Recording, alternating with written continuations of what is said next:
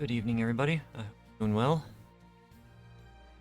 Sentient Dessert, this is my stream, so we're gonna get right into this. Plans for tonight, get through a few dungeons and finish up the main story quest line. If we can, try to figure out how to get into Shadowbringers content. I say that, but, you know, I really do mean just doing quests until we unlock it. After I get through the dungeons, all that happy stuff, it's not. So, where we are at right now, and there is one dungeon that I am going to have to probably do later this week, mainly because I haven't done it on my at all. First thing we're going to do is Heaven on High. This will not take as long as the other one, the Palace of the Dead. So it's very much like Palace of the Dead, but not.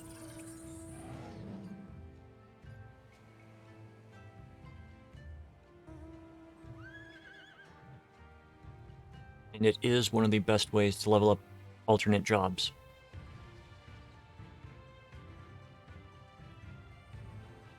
Just, you know, get to a point where leveling your character is actually a bit harder. Like, don't come and do this for like level 1 because you're not going to get the experience that you need.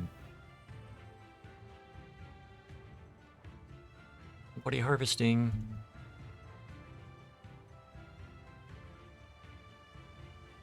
So right now, the Duty Finder is set up for Heaven on High, floors 1 through 10. There are 30 floors in the basic, so we're not going to have to worry about, you know, going down to 50.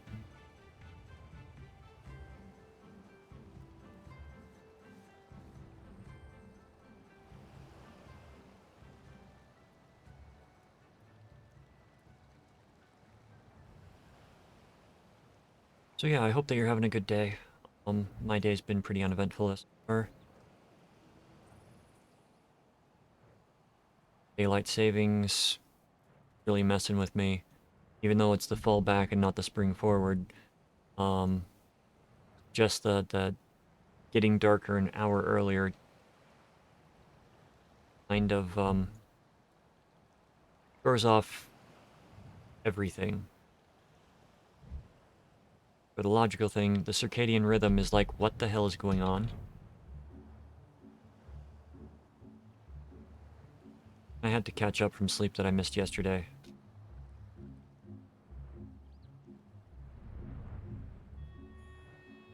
We're tired. Having to get up early and went into the doctor and then not being able to rest when you get home. But my head is clear today. But my voice remains good. Been better since the last minor strain, so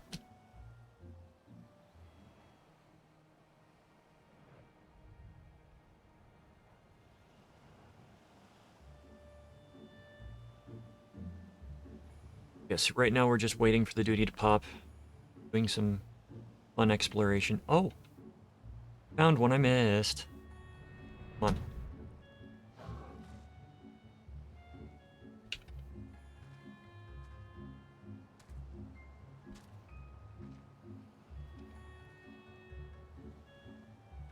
Oh. Then what do we do with this one?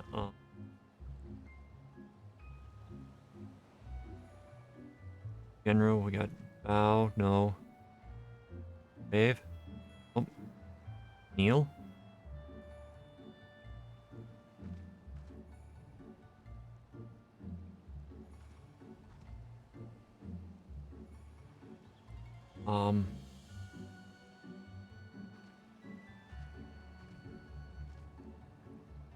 We're gonna go through these until we find the right emote for this location.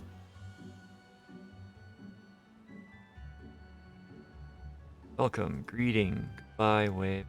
kneel, flame salute, imperial salute, laugh, chuckle, joy, happy, soothe, rally, blush, comfort, pray, psych, vex, blow, kiss, yes, dance, thumbs up, clap, cheer, congratulate, hug, pet, victory, battle stance, no, deny, panic, furious, cry, fume, upset, pointed, angry, sulk, shocked, stagger, shrug, surprised, pose, flex, beckon, done, all of those. Special, dance, hum, box.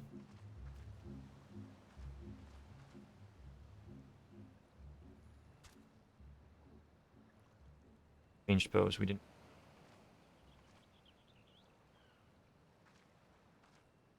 Go. Okay, so we apparently do not have the right emote to use here.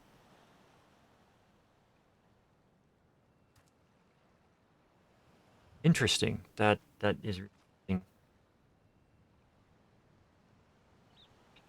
Got one more time.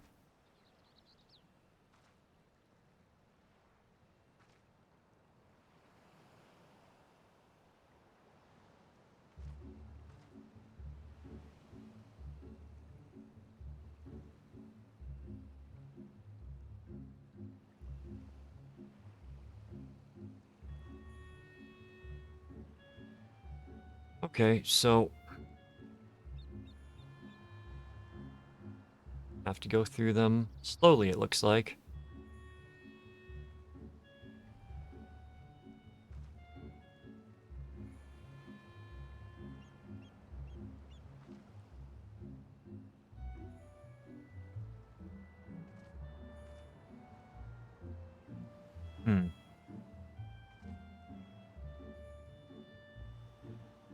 I'm actually gonna look this one up.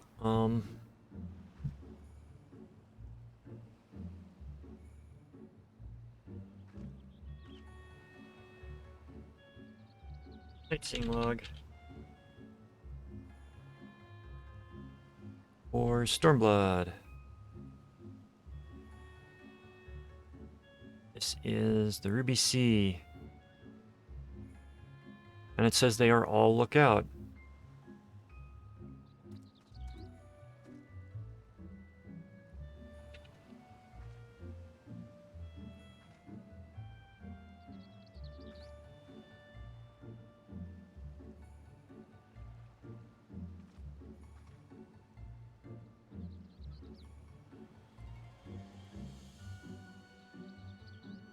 Where's my location? It says 9.519. Would help if I were looking at the right spot. 9.519.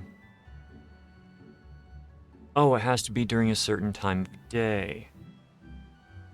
Okay, that... not right. But at least it doesn't have requirements for certain weather. I have to be here between 5 a.m. and 8 a.m.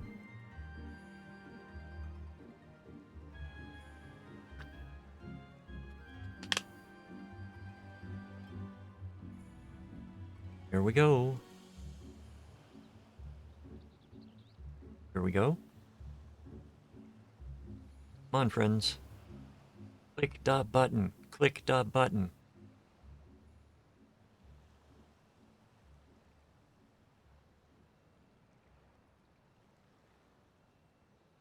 Come on. Here we go. Heaven on high.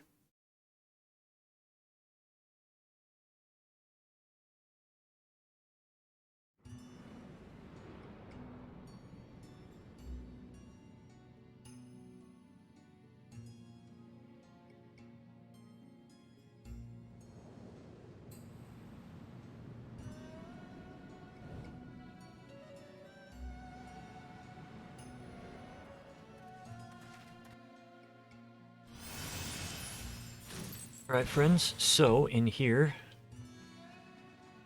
we're starting at level 61, it looks like.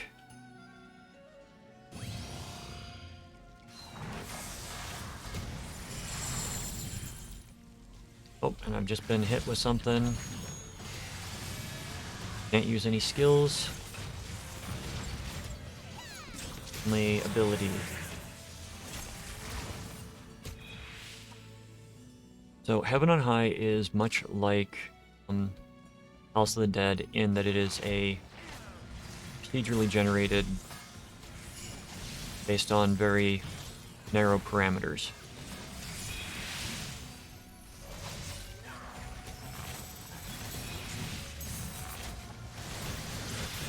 The difference being that every 10 floors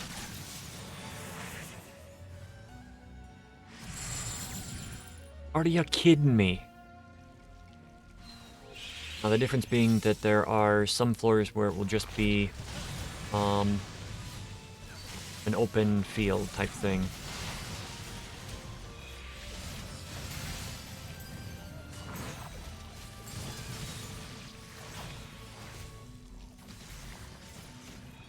Some of this done. Fortune. Fortune on the next.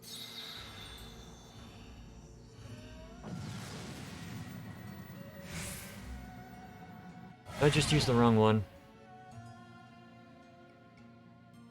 Fortune should increase the chances of treasure appearing on auto heal disabled.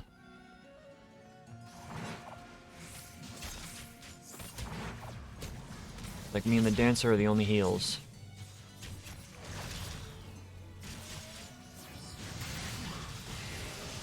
Level 62. So you start out at level 61 and you get up to level 70. It uses a system that's independent of House of the Dead, so whatever you gather here and there are going to be separate. You're still going to have coffers, Cursed Horde, whatnot. So just keep an eye out for that.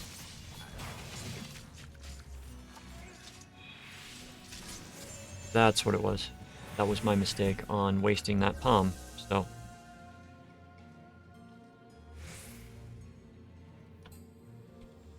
Come on.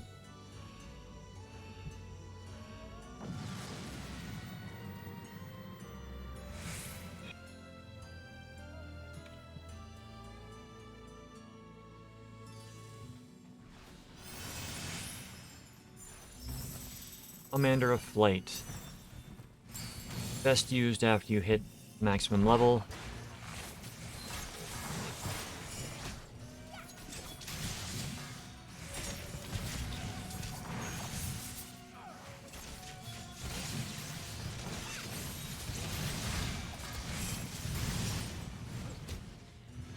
Remember, chests can also be... Come on. Right thing. Wishing. Cursed Horde is on this floor.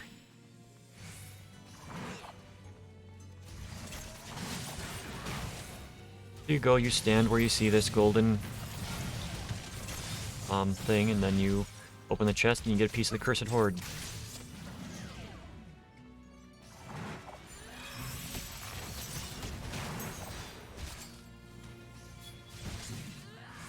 Crush your enemies. At the 100,000 mark. 10,000. I've only killed 10,000 enemies in this game.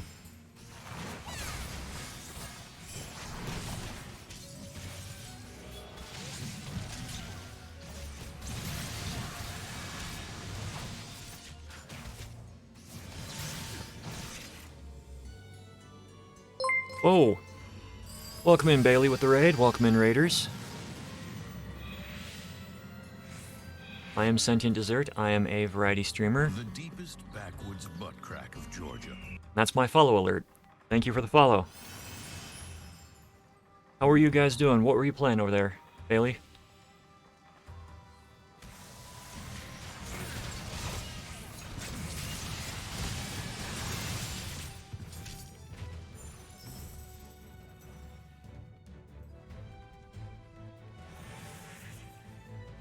Just chatting.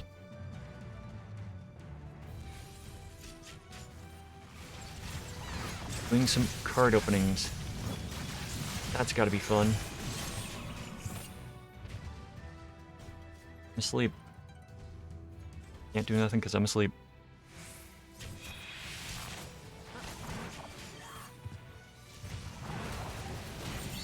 You get any good ones?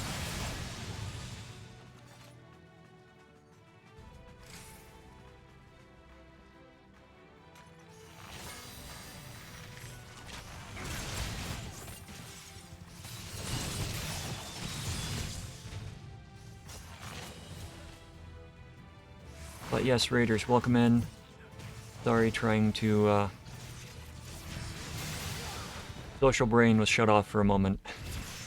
I am currently playing through Final Fantasy XIV, getting ready for the expansion coming up in a few weeks. Going through completing the content, sort of tutorial style.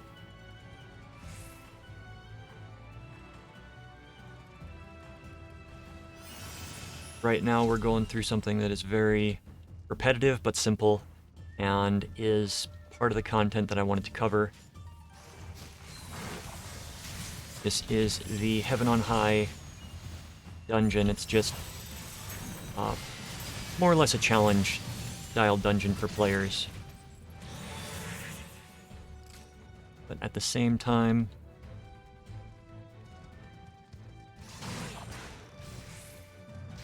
it's a good place to level up for alternate jobs.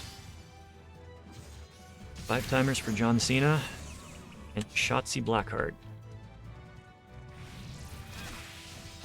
It's not nice to make me fall asleep and then spit on me.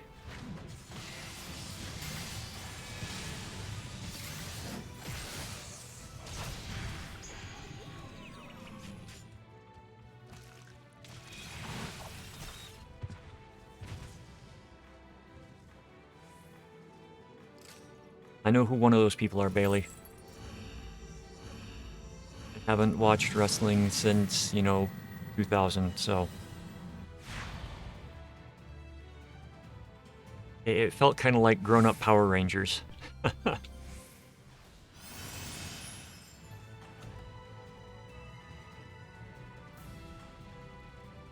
No, it is the exact same game that's on the console, just, in fact, I have been playing with people.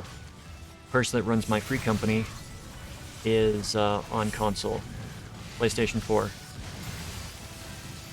So this is a cross-platform, and shortly after the expansion, it's going to be, doesn't matter what data center you're on, doesn't matter what server you're on, you can go visit and play with people from any server. They figured that out. Which I know some other multiplayer games have struggled with.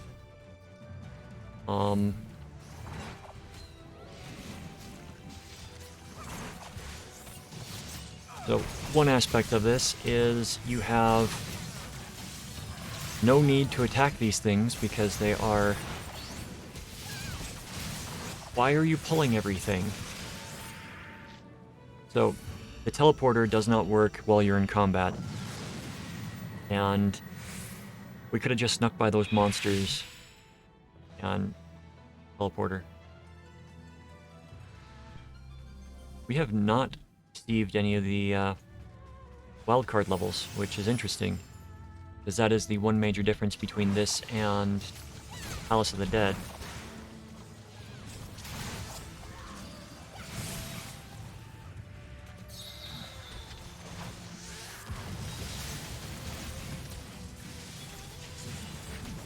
I'm playing through currently as a paladin, which it doesn't really matter what job you are in here. You could have 4 DPS come in and run. It's kind of a challenge place because there are achievements for going to the highest floor solo.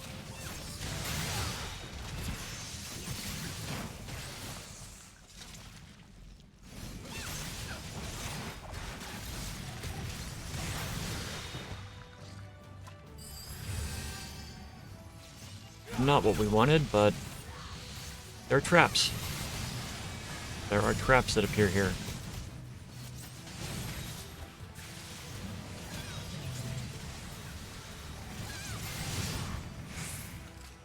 So yeah, I'm gonna be going through these. And I'm gonna go through the rest of the dungeon, and I'm gonna be completing this, the expansion tonight. If not on stream, then off stream by just going through the quests that aren't part of the content that I'm covering. And then when the expansion comes out, I'm going to be running through it on 2 characters simultaneously, which is going to be fun. Not physically simultaneously, but for content, I'm going to be going through on this character and my main character for story. But if you have any questions, more than happy to answer them.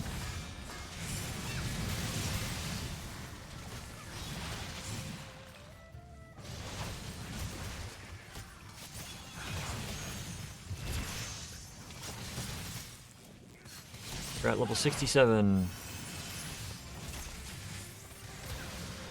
Intuition.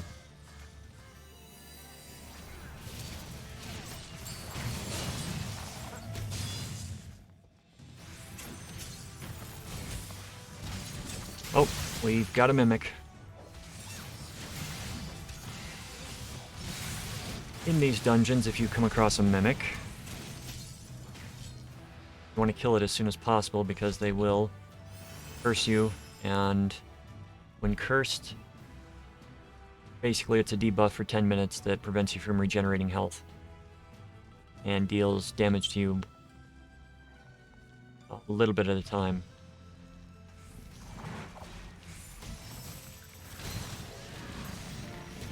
Ah, fair. They're both good series. Zelda had more of a same protagonist. The Final Fantasy games were kind of broader in scope. Had more definitive good versus evil, you know who the bad guys are type of thing. But if we're being honest, I love the Suikoden series more than the Final Fantasy series. I just wish that they had gotten better writers for 4 and 5.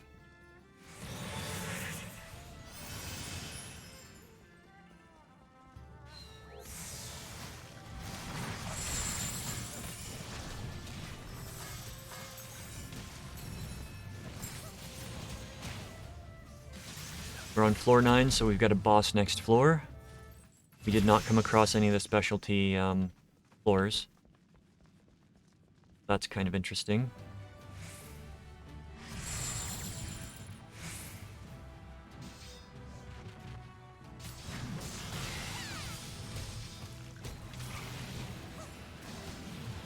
These go, I feel, a lot more faster than... Yes, a lot more faster. A lot faster than the... Oh crap, what is it? Palace of the Dead.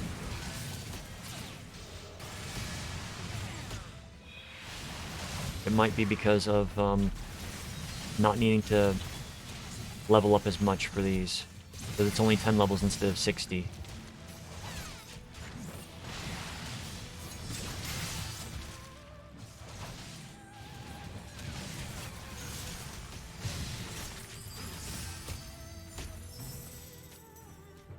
So, we are going to fight the boss. We do not have any of these special palms. Oh, we do. Vortex Magicite.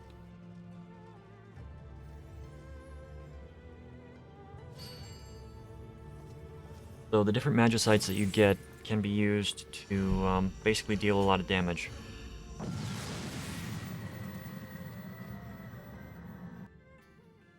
You know, an online MMO style Zelda game would actually be kind of cool.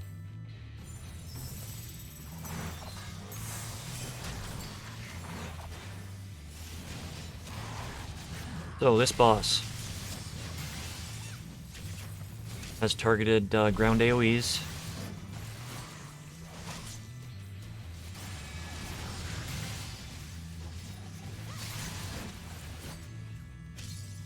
There's an overtow, which I don't know what this is. Knockback. And then it does half the arena. Just gonna pop a Magicite. Summoning Garuda, who does a shit ton of damage.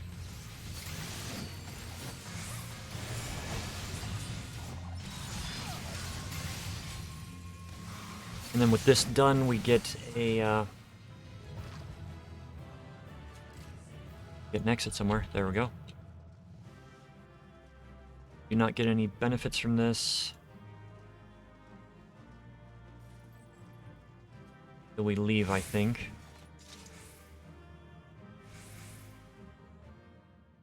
Alright. There's a storyline that goes on with this. Yeah, there's the rewards. 720,000 experience. And then we queue for next one.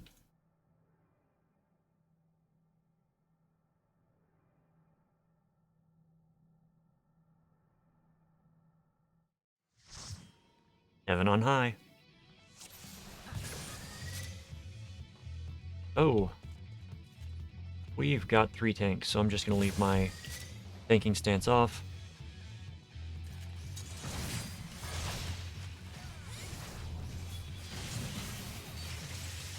Hopefully we'll get one of the special levels this section.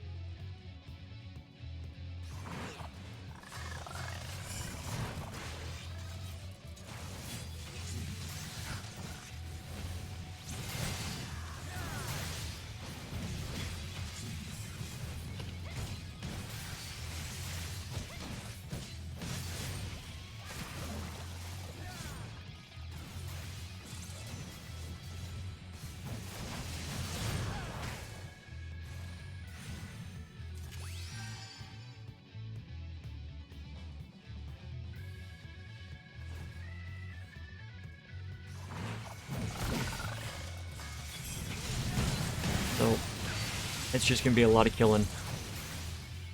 A lot of killing. Healing.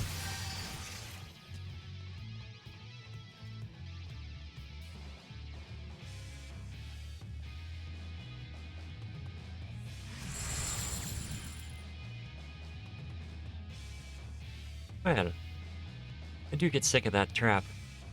Give us the other traps. I'd rather be a frog than have this happen.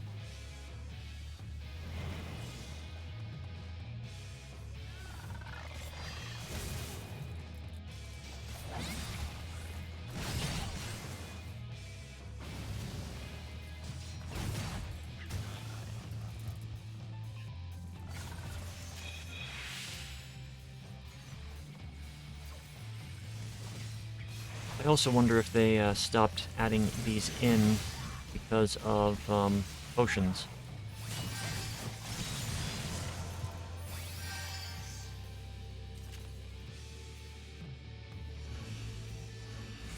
Oh, you turn into an otter here. You don't turn into a wonderful little frog, you get turned into an otter.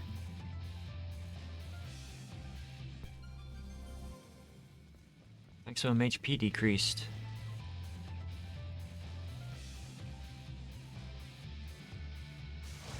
So going through these, you are not going to have the basic stat bonuses from your gear. You need to improve it by opening silver chests like that to increase the power of your armor and weapon. You can go all the way up to 99.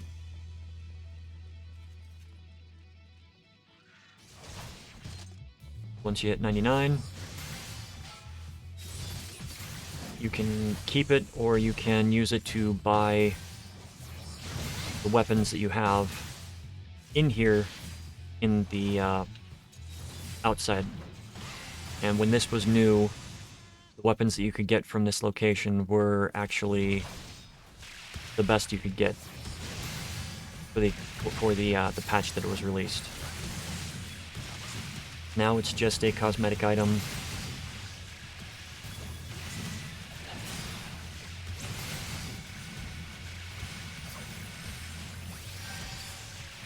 I'm healing out.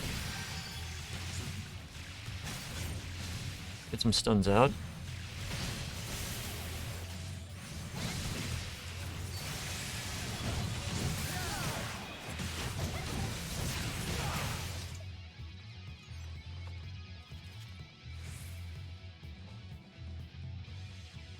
So it's worth noting that when you're being cast at by elementals, they tend to ignore a lot of the bonuses from the defense.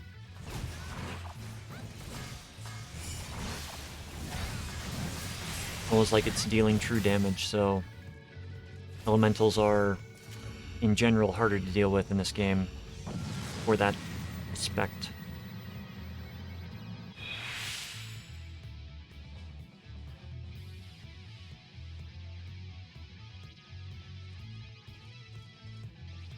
Fortune.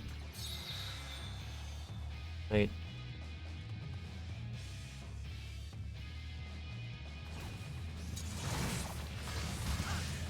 Oh, that's not good. Get a heal off on somebody.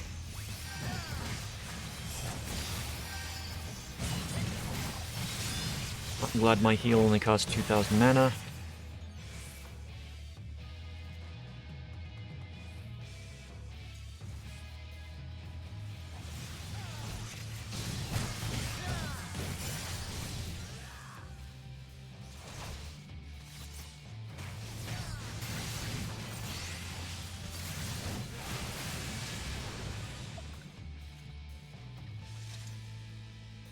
Ooh, Cragmat. Ooh.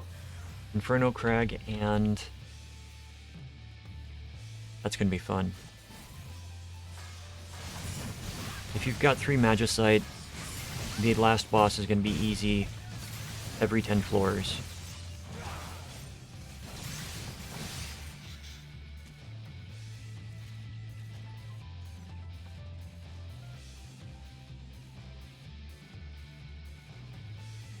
We do not engage that. Stay. Don't turn around. Good.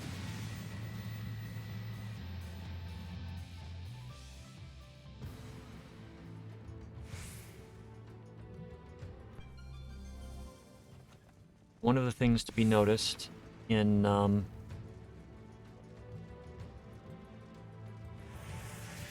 this game, one of the things to be looked at when you come to one of the special floors, and I'll point out if we hit one of them, because usually you get one every, at least one every 10 floors you go through. Kind of odd that it hasn't.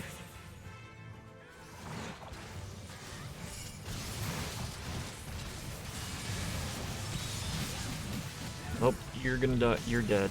I do not have a Phoenix down on me.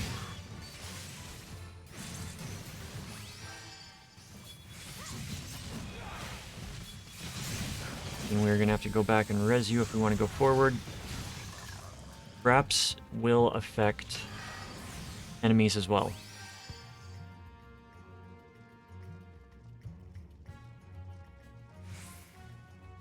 We have to come back here, resurrect somebody. Often you don't get to do this.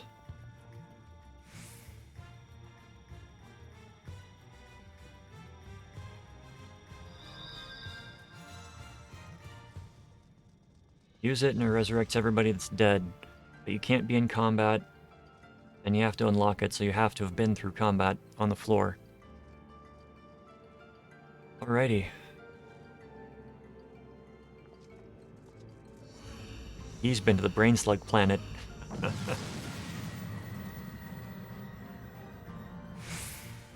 I think you should visit the Brain Slug planet.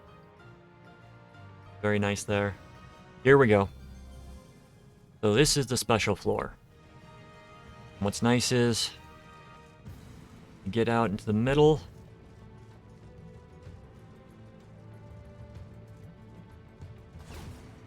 Gather up a bunch. And you just Inferno Magicite. And this should kill most of the things on the floor.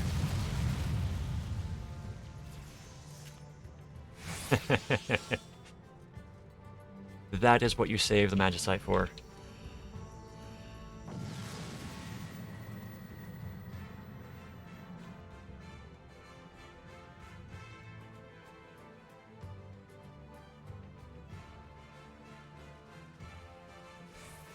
But those floors, it's basically just a 4x5 grid, 5x5 grid, and you get to see everything around you. Kill both of them.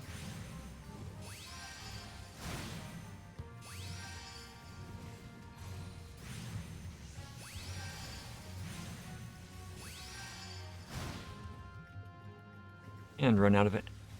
Magic before we get to the point where we need to.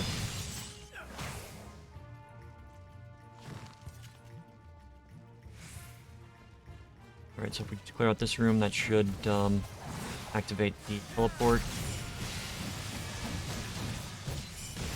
Ninja is going for treasure chest, it looks like.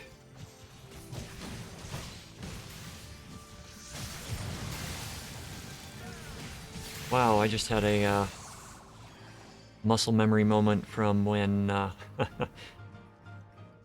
when paladins had the interject used to be a skill that you wanted to have easily accessible on your bar.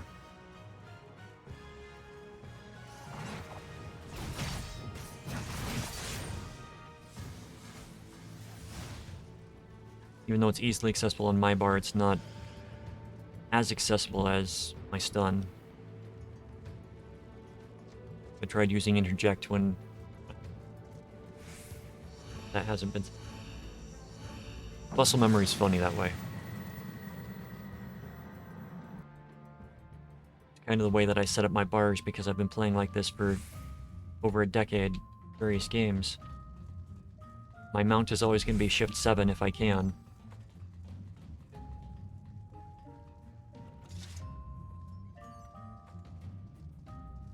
Floor 17, we got 2 frag magicites. This last boss for this section is going to be going to go down very quickly.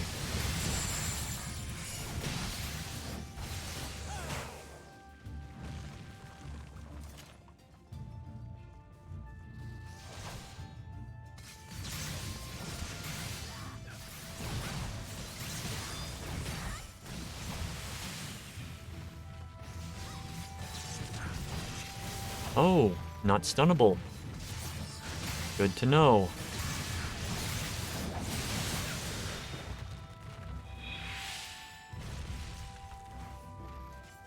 Here's the flight for the next floor.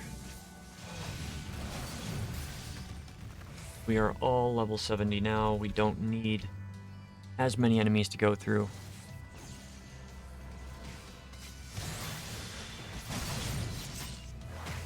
Now sometimes you have to make a choice between going for the chest or just going to the next floor. And they're going for the chest. Occasionally the chest will be booby-trapped. You won't get any loot. Oh, you can't open it. Yep. Occasionally the chest will be booby-trapped, and you will kill half your party.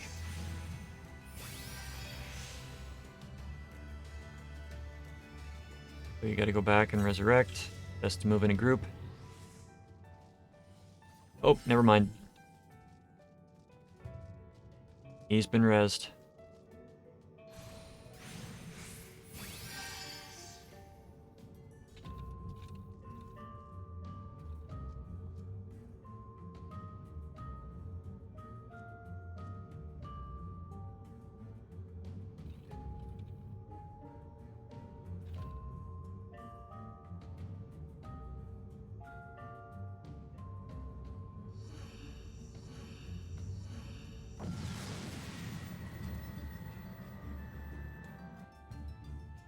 Okay, we're on floor 18, so I'm gonna do something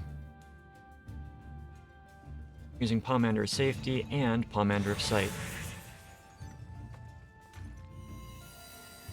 So that, you know, we can actually see what's here.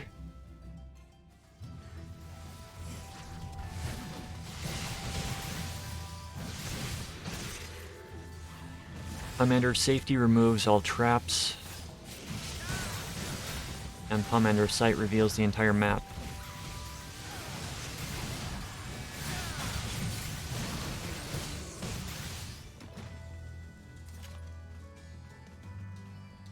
We're 18, we got 2 more to go. One of them is going to be the boss.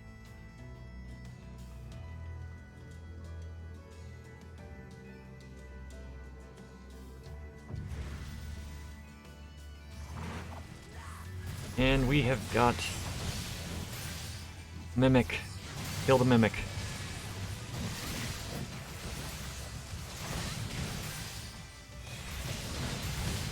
Started to cast the ability right as we killed it.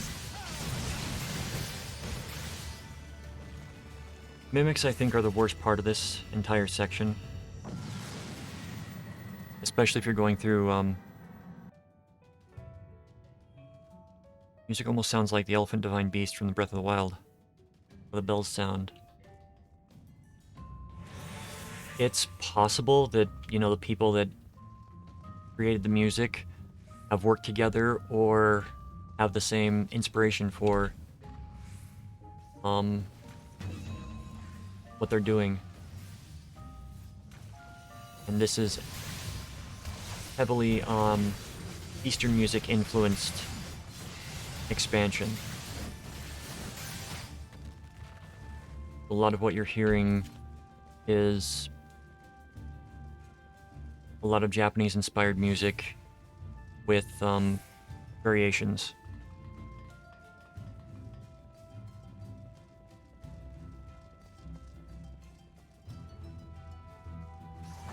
Come here, Amakoi.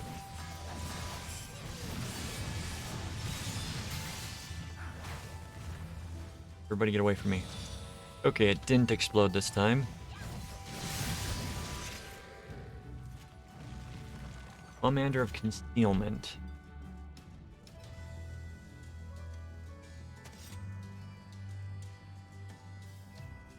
I mean, I do not know who composed the music for the Breath of the Wild games. I know the main composer for most of the Final Fantasy games only does like title tracks and melodies for this game. And somebody else does most of the actual compositions. Alright. Let's see what Echo does.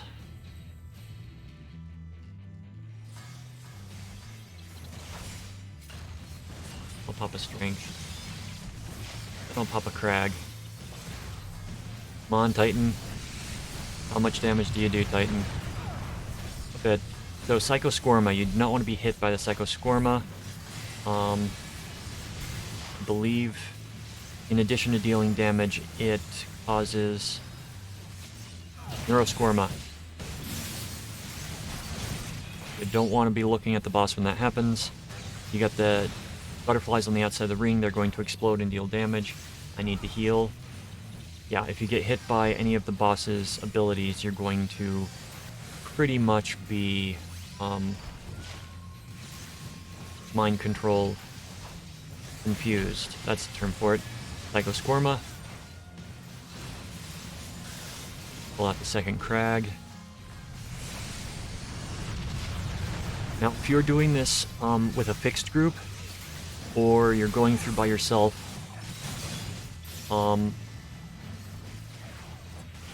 in a fixed group, you will have the ability to carry things over between the different sections of 10.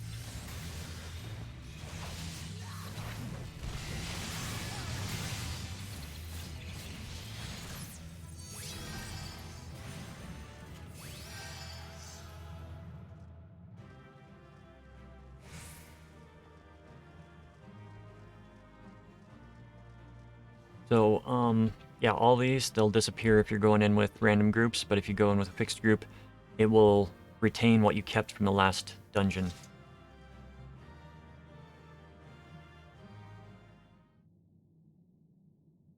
Skipping all storyline in this. Let's...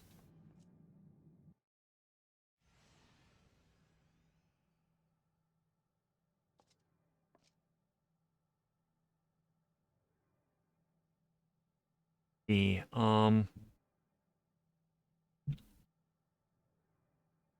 queue for this, and then I'm going to do some searching for a moment. To the next floor. And this should be the final selection of floors for this. Commence.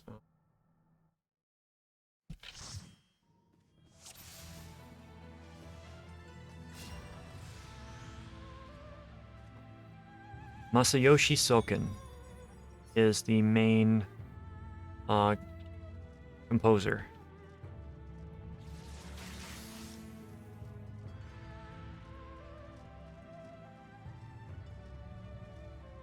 It looks like he's only done stuff for Square Enix. So he has rearranged a lot of music for Final Fantasy XIV, taken from the 13 other games that have come before it, reworked it into wonderful, wonderful... Oh, I did not see it.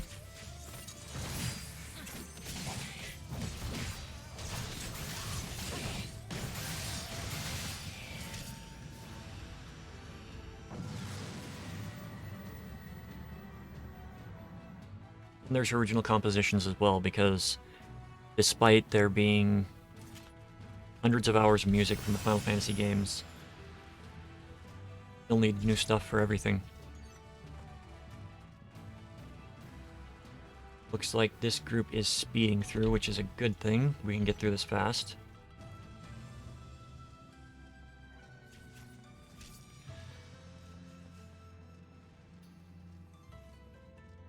And this coffer, not the intuition.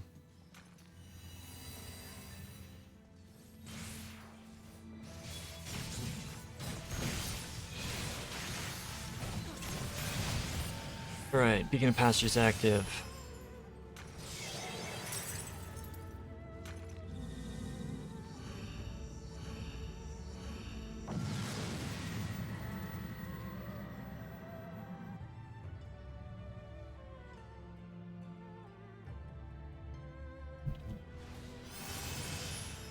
Silver chests.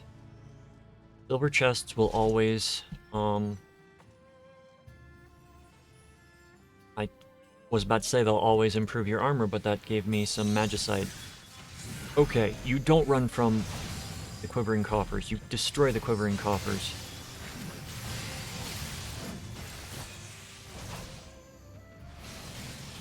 Okay.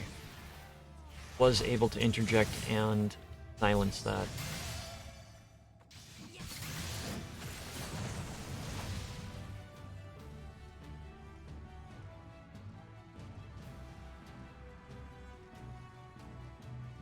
You know, when you hit the higher floors of Palace of the Dead, you don't get...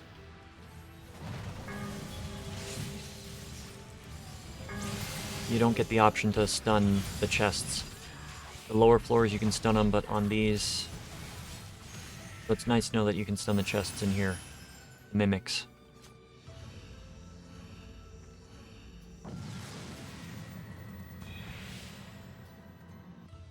Well, he did some wonderful work. The Zelda music is extremely recognizable and extremely fun to listen to.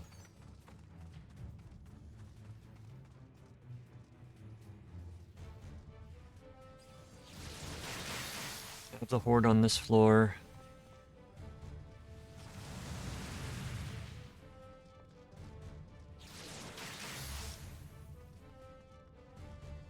If we get a potion here, or if it's a... got a super potion. Beacon of Passage is active. I see the Horde. I don't think they're going to want to go get it.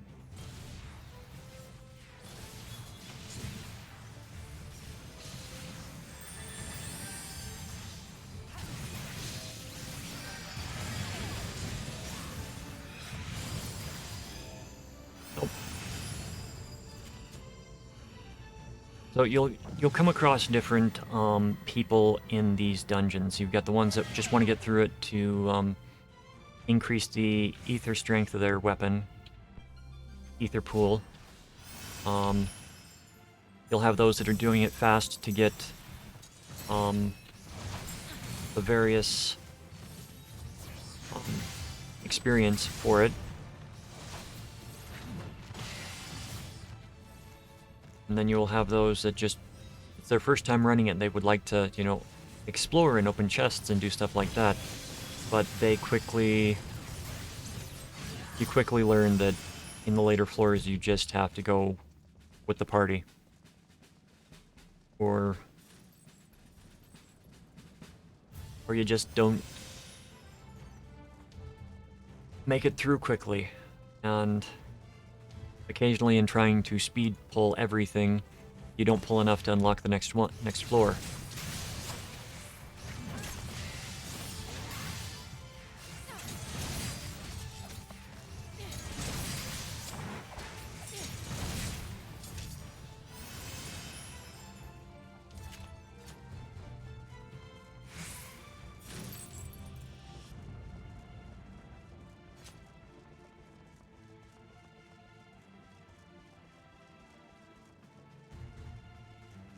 So, we should be through here relatively soon. We'll get to the last boss, and I'll explain mechanics as they go out.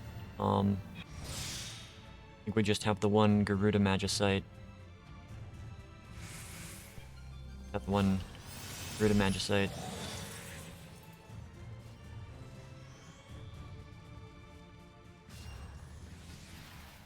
Now, Magicite and the Pomanders from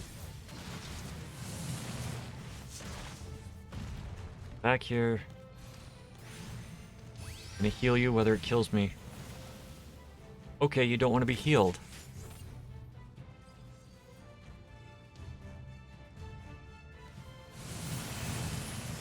There you go. Kinda curious why my heal is doing so little.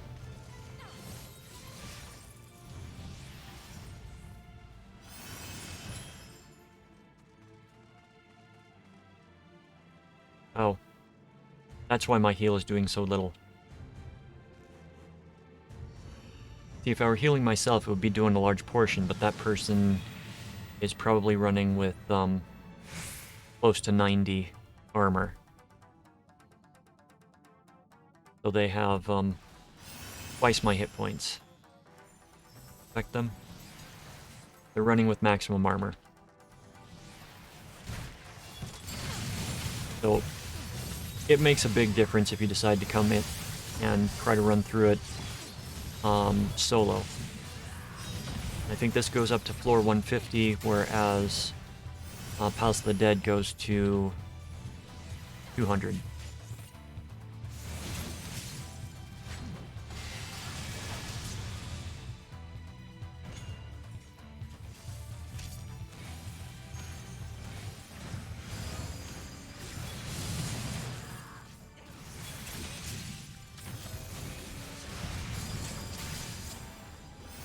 So this was going to be a very short run, shorter than the other two, by far. And then we're going to enter the burn, and the burn is a fun place.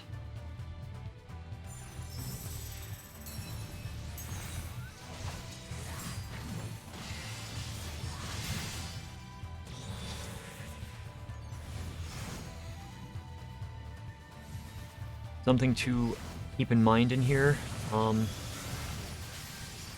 if you are running through stuff and leveling stuff up and whatnot,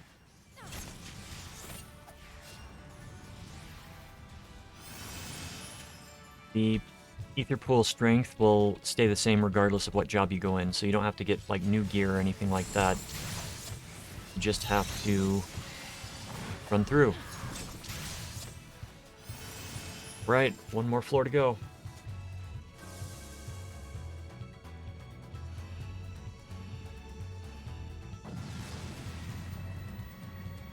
If you can get a static group to go through these, you can just tear through everything.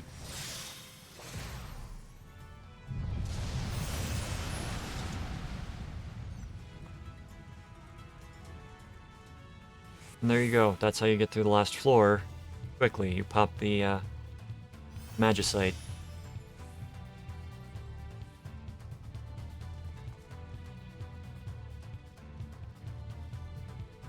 We got another one.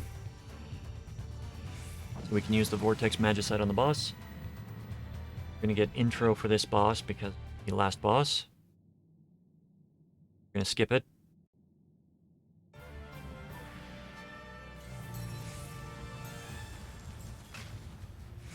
Okay.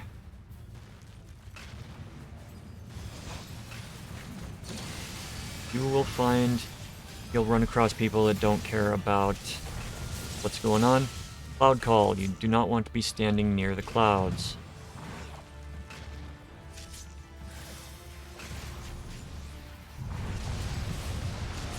You get knocked into the air.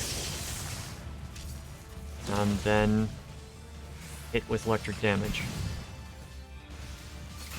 And basically it's just trying to avoid getting hit into a large selection of clouds. Easiest to be max camera distance and looking down. See where things are going. He's normally going to be harder than this, but this is a overpowered group of 3 that joined with me. So, and that is Heaven on High. So enjoy the storyline with this. It's fun.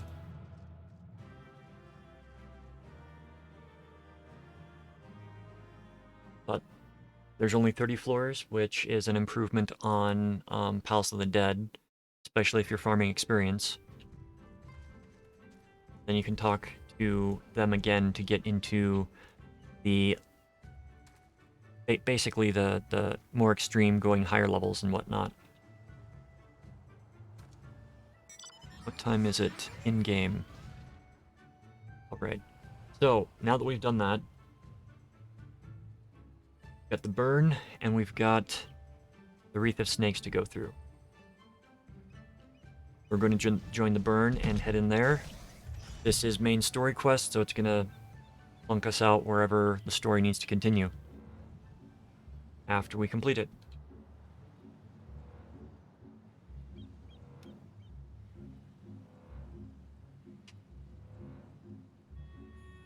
And I am going to put some socks on because it is cold, so...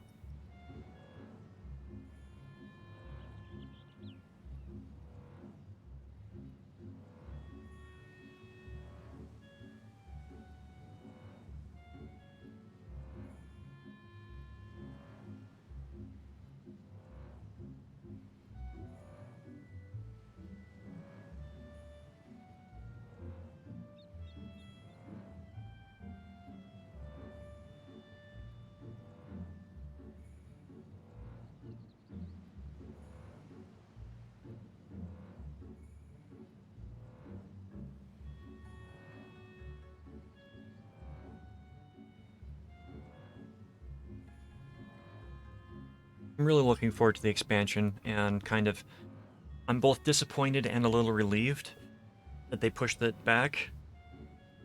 And, you know, if you go to the website and read the official announcement about the week pushback on the release, it's kind of funny. Because you've got American companies that are like, oh yeah, we need to put this game out like right now. Like with New World. And one of the buggiest games I've seen in a long time at its release. And the director for This game is like, I'm doing this because I'm kind of selfish. I don't want to put out something that is below my level of quality. So we're pushing it back 2 weeks so that we can get some of these things polished off. Very different mindset.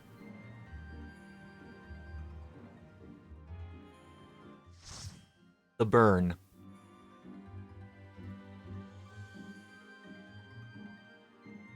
This is going to be definitely story heavy, so we are going to skip. But we are not going to skip any of the fights. If you are a tank, pop your Iron Will, pop your Grit, pop your Defiance. Be ready to tank when you get in here. I'm going to check out our healers, see... Okay. They are going to be okay with large pulls, I think. They have better gear than my main character, so... this should be fun.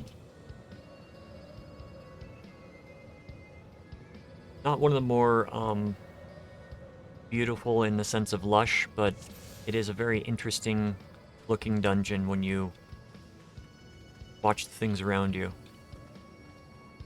Pretty much a desert.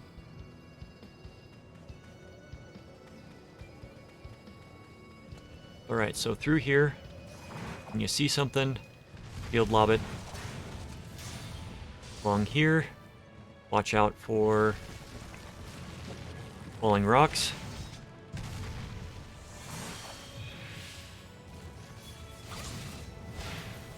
Once you get to the end, you can just basically tank them. But you'll see falling rocks along here.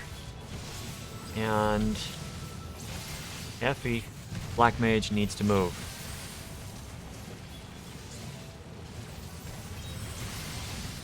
It's okay.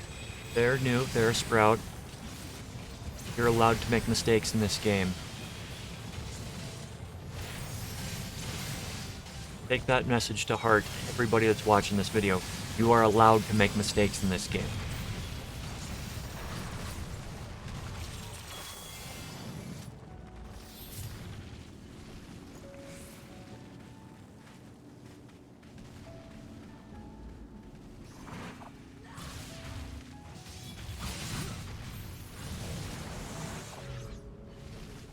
I'm gonna need to do a heal.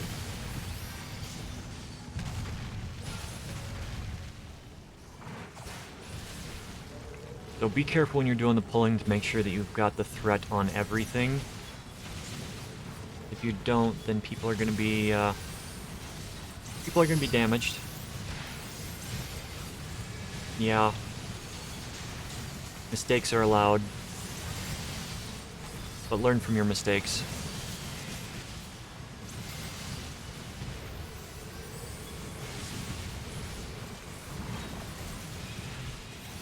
Pay attention on some of these pulls because more additional enemies will come out.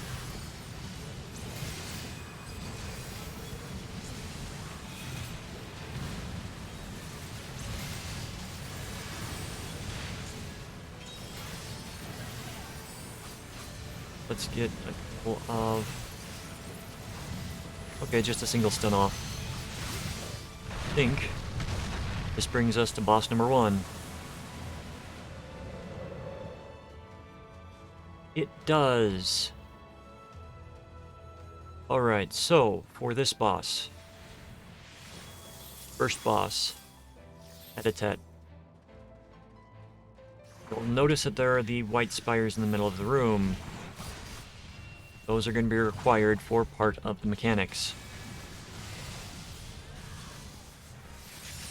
Crystal Needle is a tank buster, watch out for that.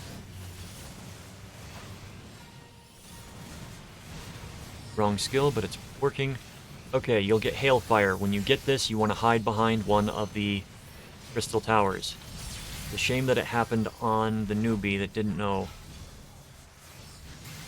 But if you get targeted with that, go behind a tower.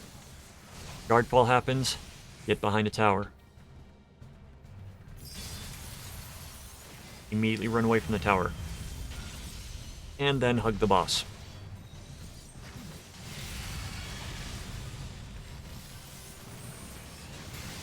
Boss is going to summon more towers. Don't be standing where they fall. Crystal Needle.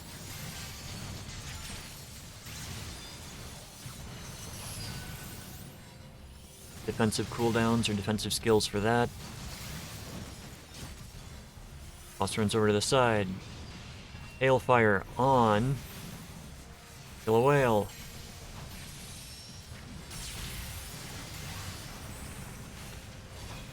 And if you go and hide behind one of those things, you do not take damage.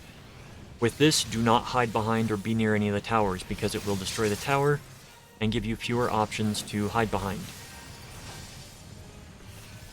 So the AoE that goes out that's targeting every player needs to be away from towers.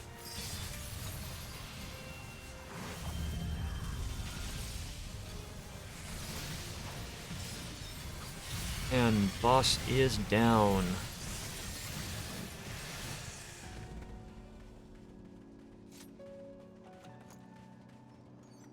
Eat on all the loot.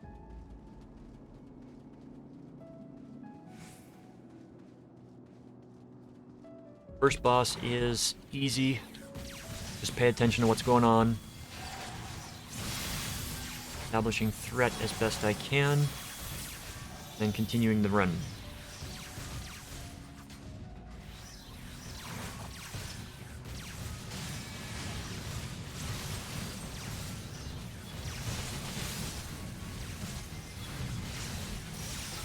Okay. Was not expecting to be knocked around like that.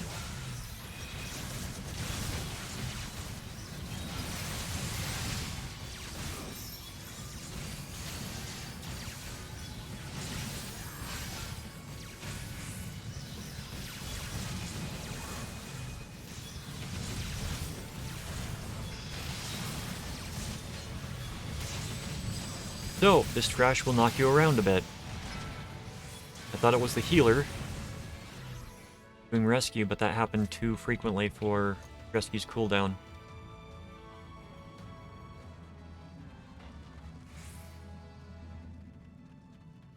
Don't go down the hole. Who are they going after? Find out who they're going after and cast a heal on them. Easiest way for a paladin to gain threat. I got turned around in here.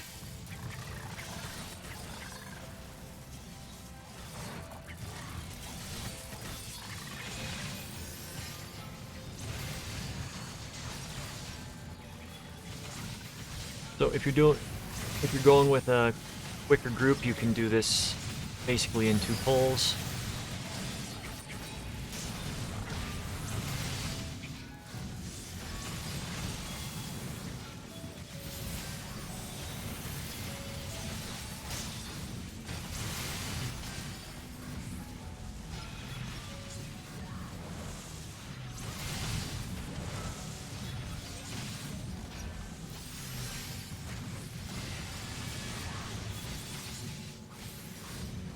Once they're down, we enter into next boss. Effective drone. Everybody, engage. So in this fight, you will see you've got 5 lanes, 6 lanes, and then a central, or 5 lanes and a central wide one. Pay attention to things that appear on the sides. I'm being targeted right there with a skill. Drops residue, which leaves a spot on the ground. Boss is going to go to the side. You'll have one that is malfunctioning. You want to be in the lane without the one that's malfunctioning. Or, you want to be in the malfunctioning one's lane because it's not going to attack. I combined 2 thoughts there, and I apologize.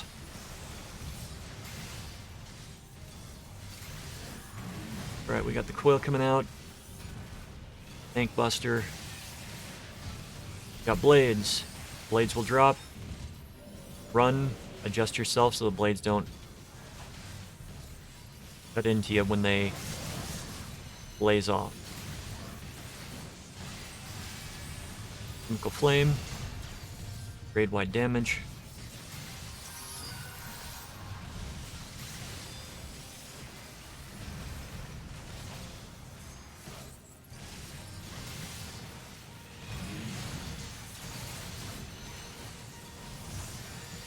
Alright, he's probably going to disappear just before we kill him, and we're off to the side again.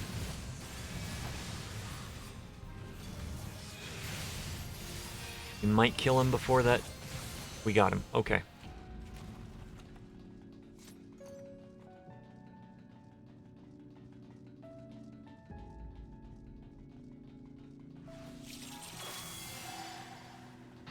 Final boss is a fun one. Crash along here can be difficult to gather up. But just a small warning on that.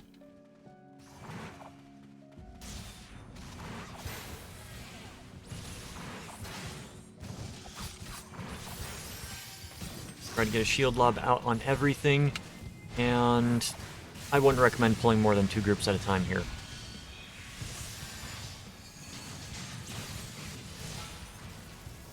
Because they have so many AoE things that you're going to have to be dodging a lot.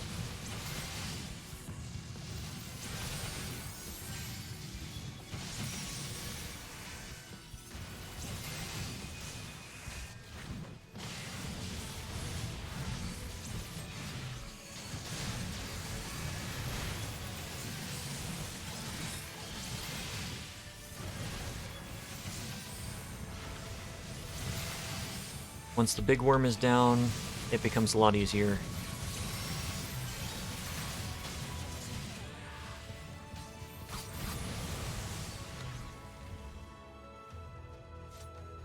Careful in the next group, you've got 2 big worms, and you've got more that are buried that are going to come up.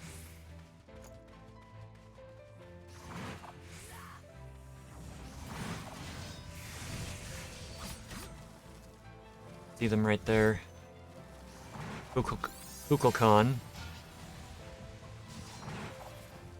Small ones are not going to be an issue. I'm going to heal the healer.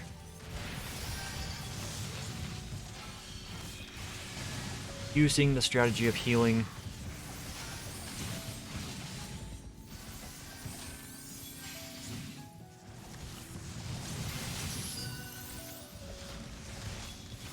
Okay, using the strategy of healing for aggro really mostly helps the paladin. A lot of the other classes can't do it.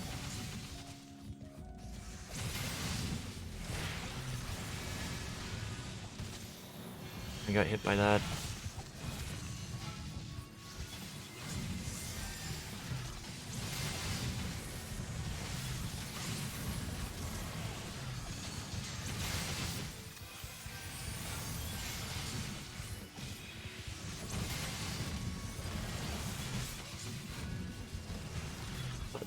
Again, as the large worms die, this is going to be easier. And I think we've either at the boss. Yeah, we're at the boss.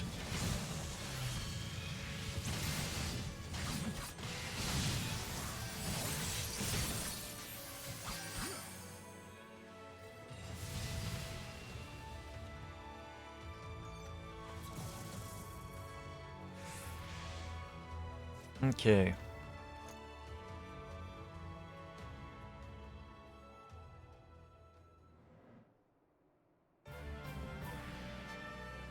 This is a boss that many people will wipe on, and I do expect the Black Mage to die here. That's not a reflection on anything, it's just that there are mechanics in this fight that even if you know them, you can still die to them. Once they get here,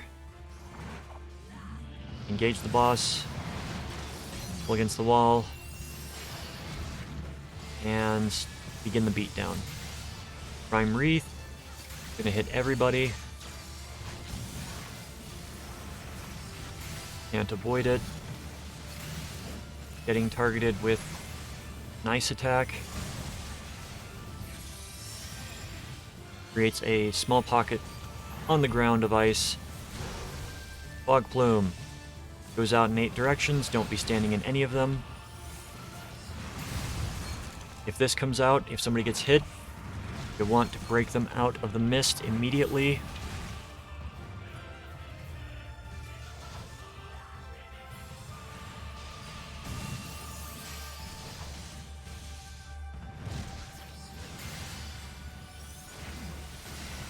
Vaporize. Alright. So for this section, defeat floating dragon heads. Kill them as fast as you can. Do not, and I repeat, do not attack the middle. If you attack the middle after you get everything down, you will take damage.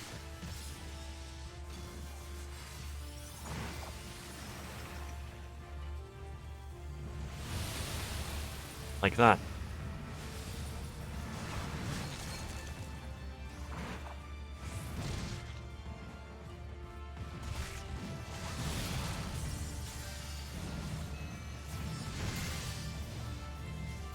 Okay, he's gonna be breathing.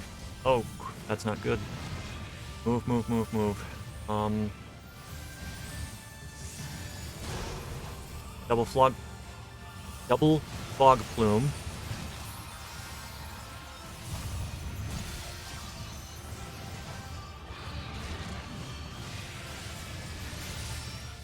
There's a lot of movement and there's a lot of avoidance in this fight.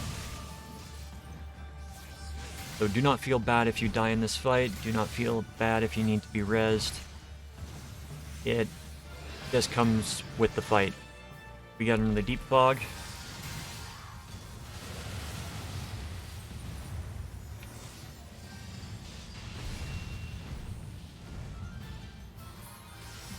Okay.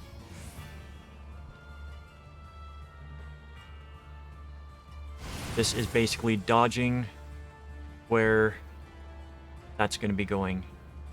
And your best bet is to be moving the entire time until it goes out. Otherwise, you are going to get hit. You're going to get misted. If you are still in there, when the dragon boss comes down, you are going to die.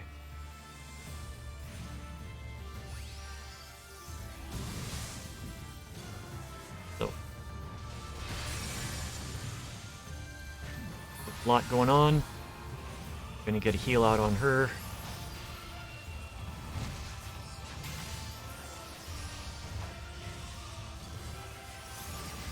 And now would be a good time for the limit break.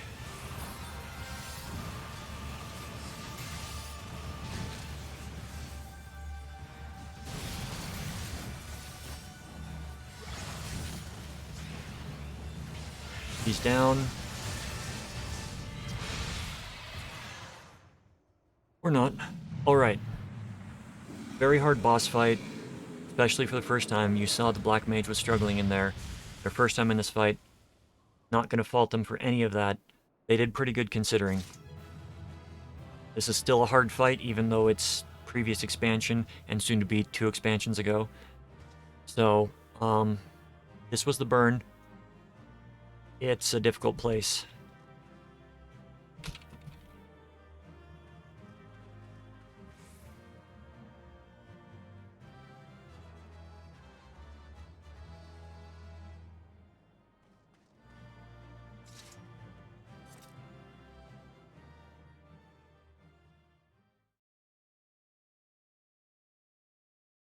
All right.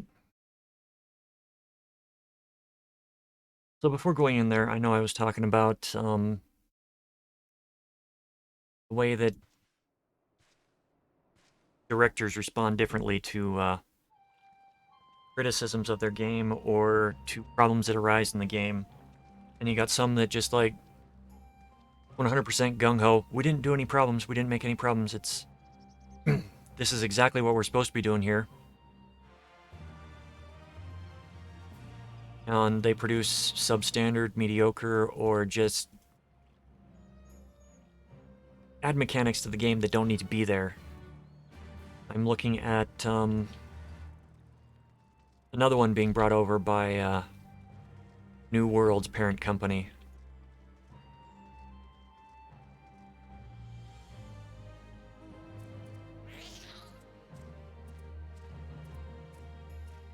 Adding things that will basically break the game for whales. And turning everything into, basically if you don't use the cash shop, you're not going to get anywhere in the game. And if that's the only way that you can get anywhere in the game, it's kind of a weak game.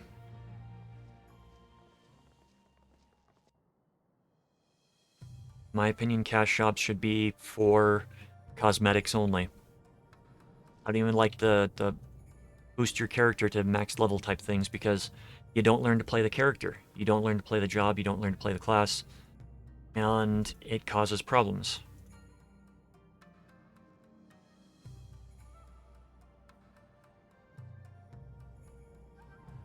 Saw that early on with the influx of people from WoW. You had people come over just like, well, I played a maximum level character on World of Warcraft. I should be able to play anything on this game. It seems simpler. No, you got to learn how to play. Because this is a game that builds on itself. Everything from the first dungeon you go into, you are learning mechanics that you will be returning to later on. So, yeah. Level at least one job if you are someone that prefers to use experience boosters. Level at least one job. It's not that hard, and you will have a better understanding of the game than somebody that just boosts and will continue to faceplant because they don't understand the very simple mechanics from a level 30 dungeon that are applied in a level 80 fight.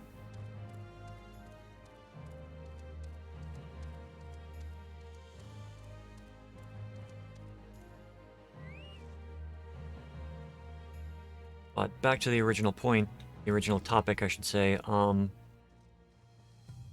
appreciate that, you know, Yoshi, the guy that's been doing this for 11 years, has come forward and admitted the faults, the problems, and has taken the blame solely on himself. And I know that's a cultural thing, because it might not be his fault, but because he's in charge, he is responsible.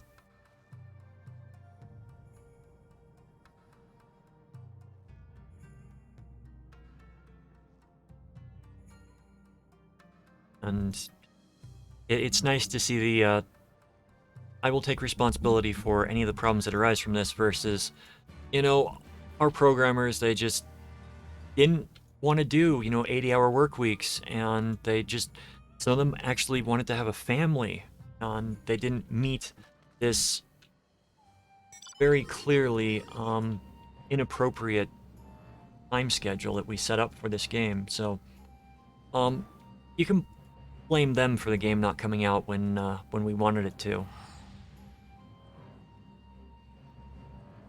Yeah, I'm looking very heavily at EA with that. Make ridiculous release dates and then, well, let me be fair. They don't necessarily make a ridiculous release date. They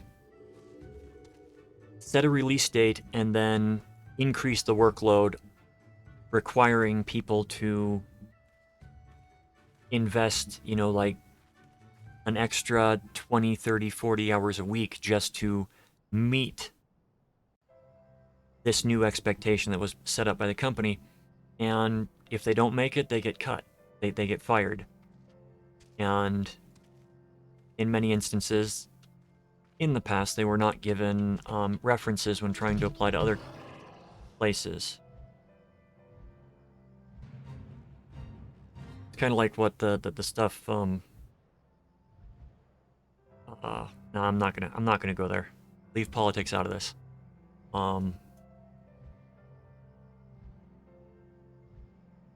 Oh, I still have to do Rathlos.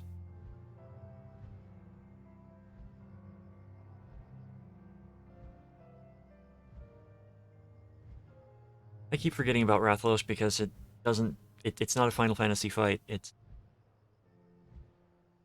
a completely different fight. Alright.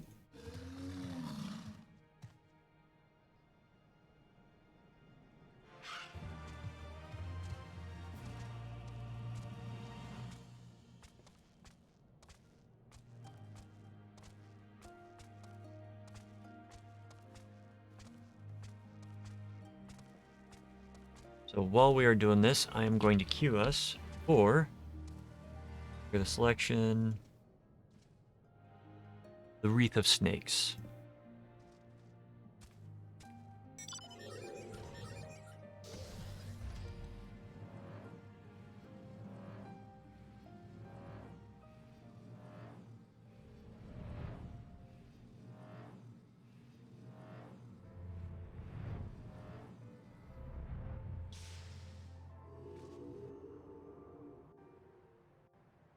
I love how there's technology hidden just everywhere in this world. Hello, Sum. You are a level 70 A rank.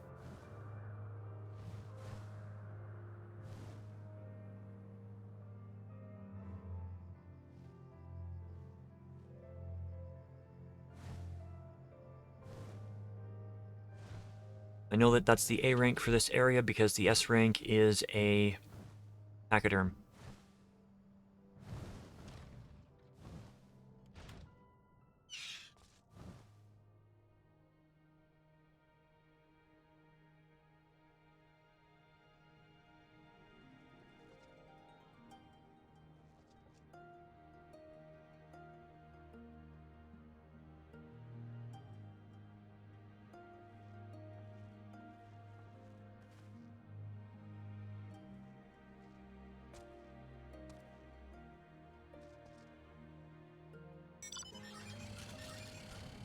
Gonna be one more dungeon that we go through. Technically 3 trials, one of which we are queued for right now.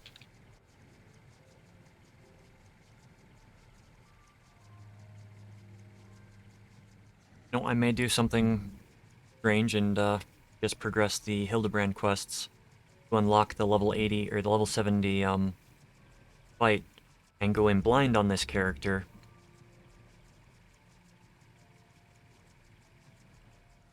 Just for fun.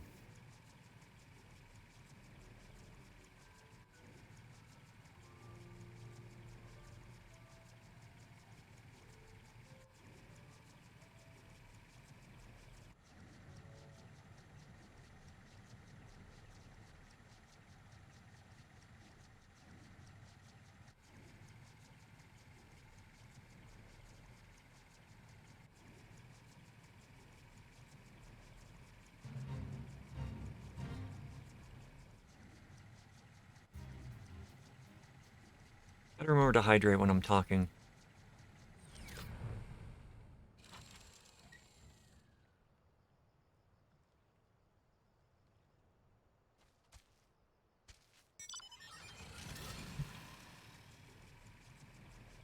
So, one thing that's gonna be nice when we get to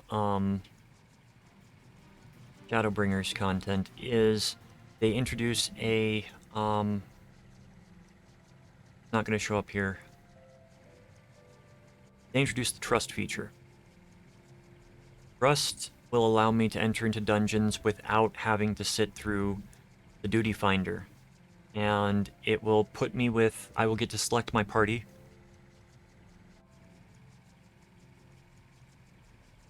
Based upon the characters that I'm with. Characters that are available to party in that dungeon. And after you clear certain storyline things, you can bring anybody you want into the dungeons, I believe. I haven't used Rust in a while, so... Oh, nope. We can't do that. We're in a queue. We will wait for the queue to finish. Queue to pop. And then we're going to get into that little tiny, wonderful...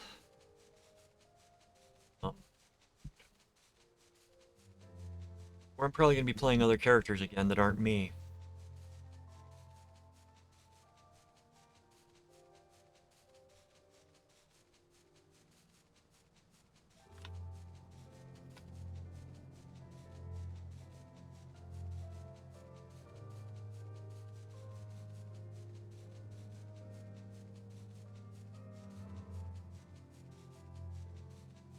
the various expenses that have come up that were frankly frustrating and downright stupid. I'm not going to be able to get a webcam quite a ways off now.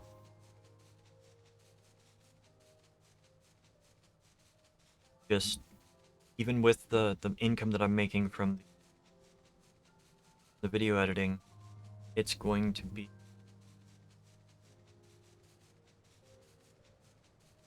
be far off now. Basically, I had to get a new phone because my phone is no longer going to be supported on the network because T-Mobile bought Sprint and decided we're just gonna dismantle everything that, you know, supports any phones that are before 5G. I've got a giant yeah, T-Mobile, you can go fuck yourself. People that decided to make that choice, they can just all, you know, collectively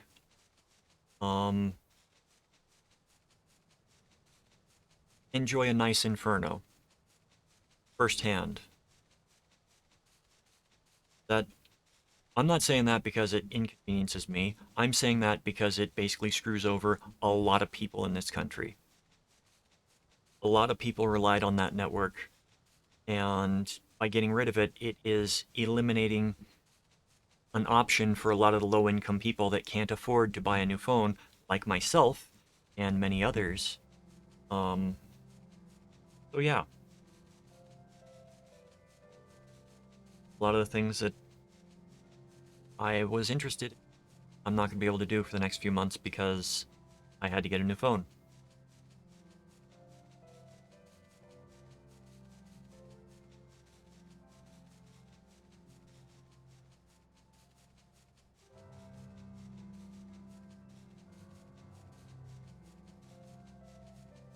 Here we go. Let's go in here and take care of some snakes. Wreath of Snakes.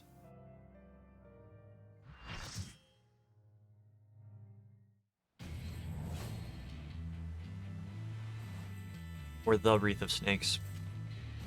My mistake. Alright, I do not remember this fight, so I'm not going to be main tanking. I will turn on my tank stance halfway through just to generate threat.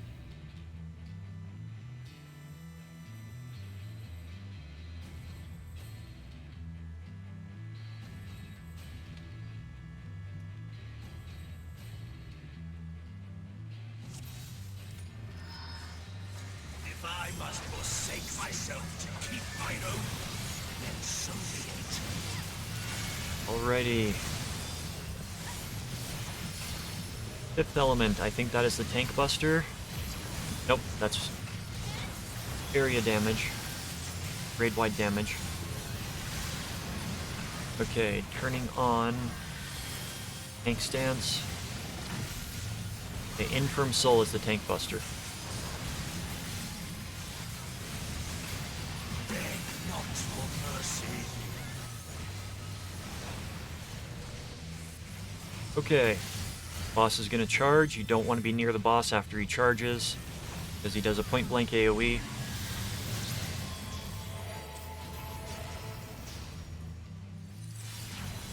Always a good idea to run to the outside of the ring when you get marked with certain things. Oh. Gonna be a ring attack that time. So after he charges, he's going to telegraph what type of attack he's going to do. Okay. We've got a crisscross.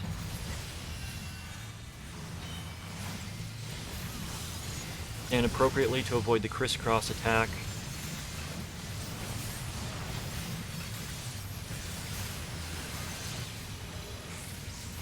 Summon Shiki. Don't know what Shiki is.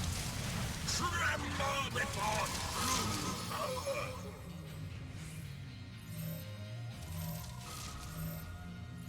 Okay, this is gonna hurt.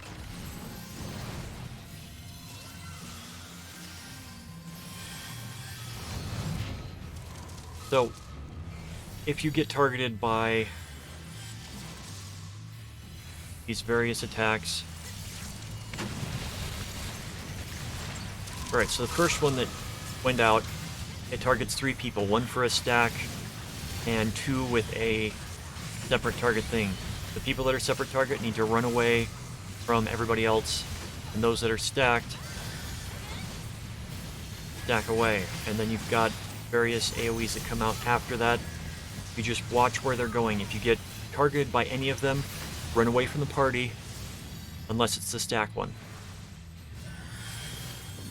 Impudent mortals. Okay, so I can't passage of arms there. Still active event. Active time event, I should say.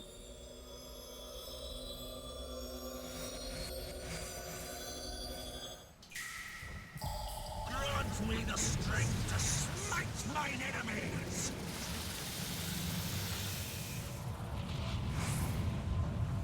Okay, so these cutscenes that happen in the middle of a fight, what I have noticed is that a lot of them are there for Stubborn. removing debuffs. This is far from over.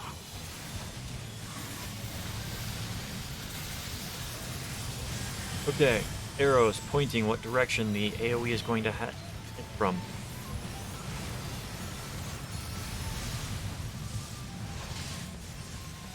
Summoning Shiki again. Flesh of my flesh.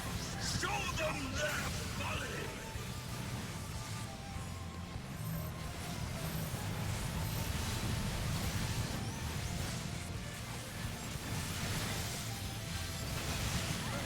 None can match my might.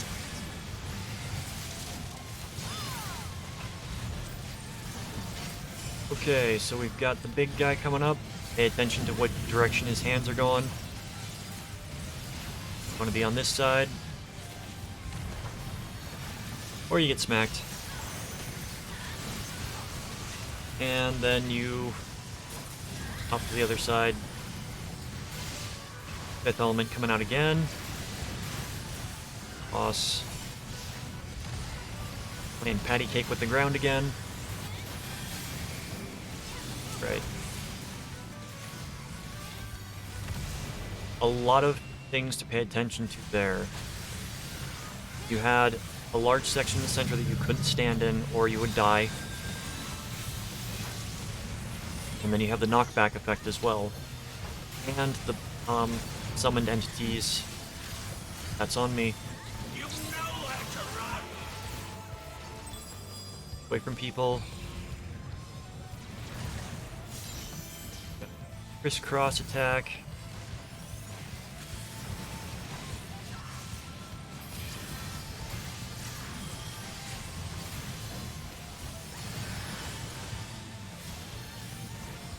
Infirm Soul, that is the tank buster. I'm not main tank, so it's not my issue at the moment. Oh! Interesting. So that is a shared damage as well. How it burns. Not stand in front of the boss unless you are the tank. Oh, we got these two guys again. They're going to jump to the sides, they're going to target people. They're going to do a point blank AoE on themselves. Boss is going to do another one of the charge abilities. And he's going to target. They are going to target 2 people and do a frontal cone attack. So you want to run to the edge near them. Alright, we got the rollers. These are the guys that, if you get targeted, go out. No, no, no. You know how to run. If you are marked, you do not stand with everybody else. More. I must have more. So there are wonderful examples in this fight right now of what not to do. Which is both good for teaching and if this were when this came out, we would definitely have wiped.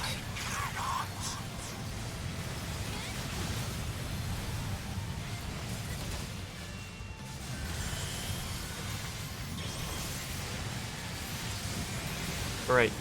See the red ring? Don't want to be in the red ring.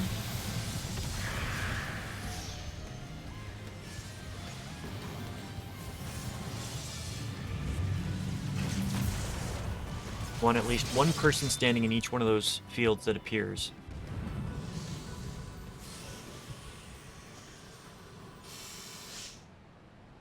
And that is Seiryu.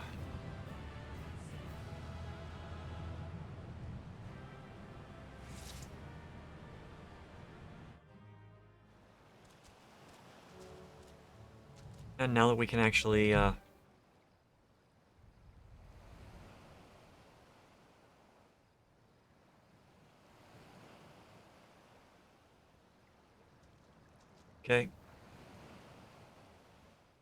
Cutscene.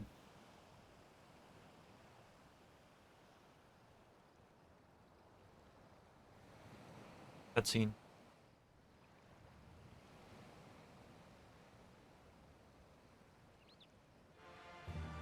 Alright. There's that.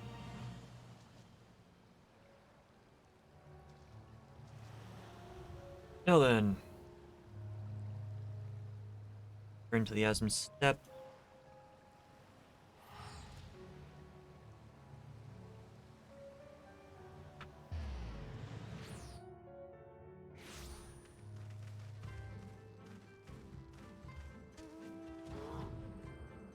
Take care of this mini instance.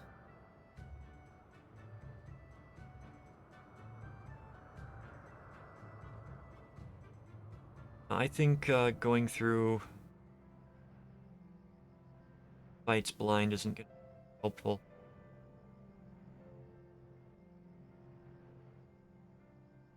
I mean, potentially it could be. But knowing what's going on with certain mechanics is very helpful.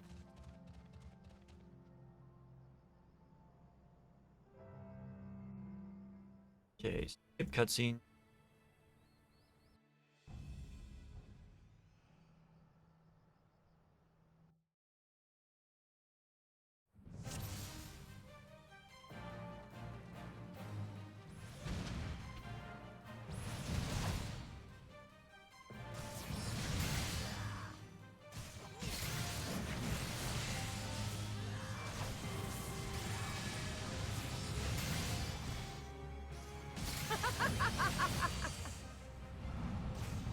Okay, let's see if we can do this. Yeah, I am trying to get myself killed.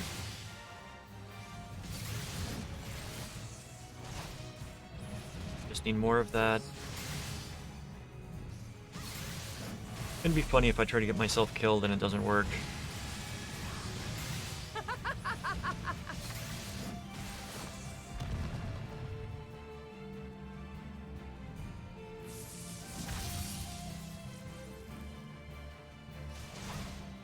Yeah, that seemed too easy for one of these.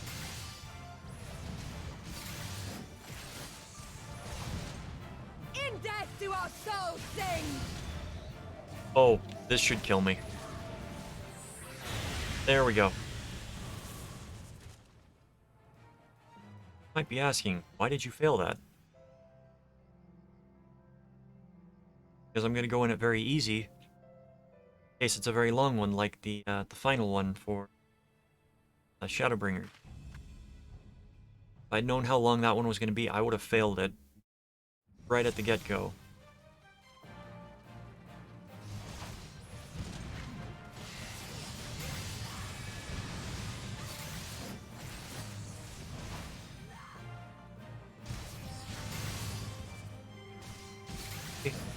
A lot easier.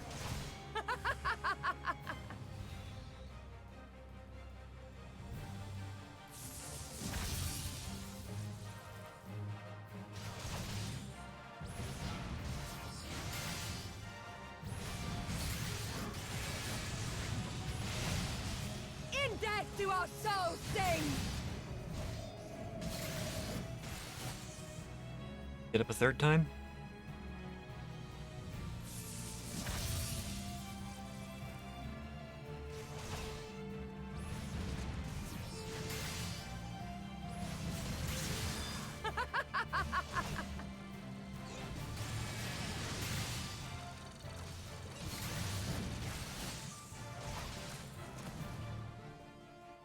about number 4?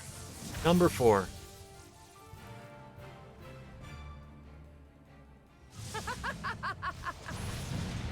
Okay, so this is destroy these guys and then kill her. In death do our souls sing!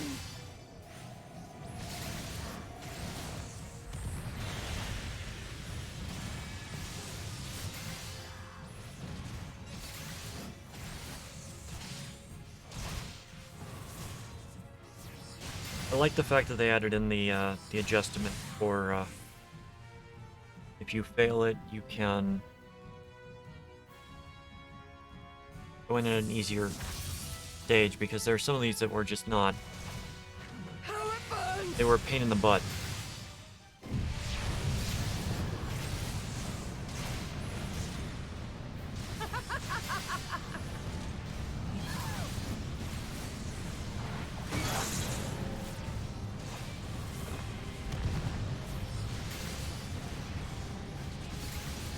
In death do our souls sing!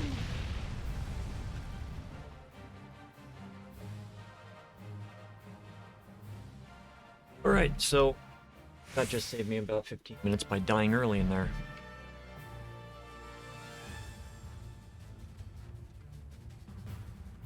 Oh, and I fight as Ishtila. And the same thing doesn't work.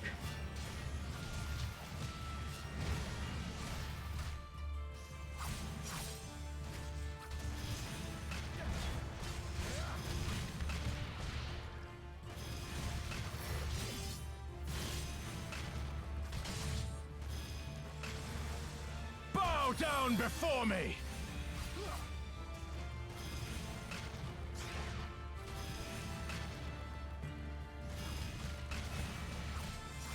Stay where you are, Hien.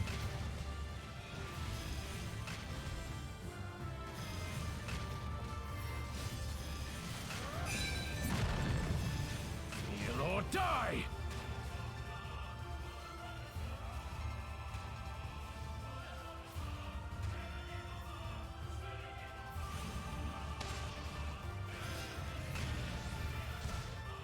Mark well and learn! Concentrate!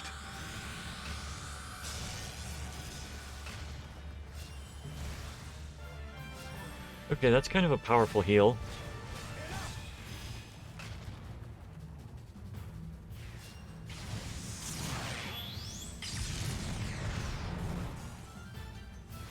Kneel or die!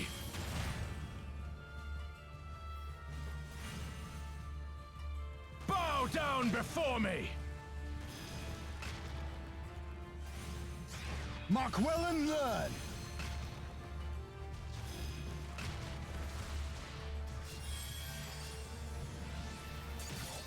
See, for me, these instances are just extremely boring. Because you're given, like, one attack, Kneel or die! 2 attacks. Or you're given attacks that you have no idea what they do. Expected to function.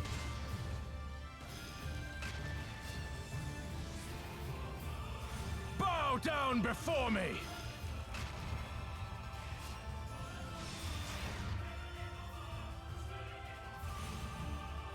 Tremble before Not the enough sun! mana?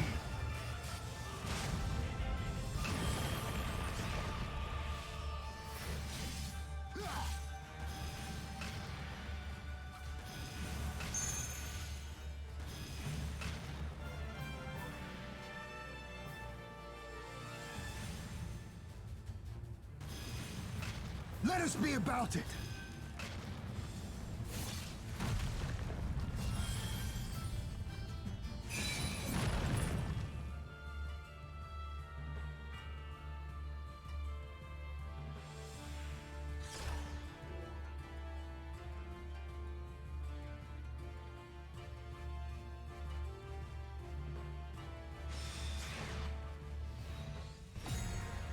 Action time maneuver.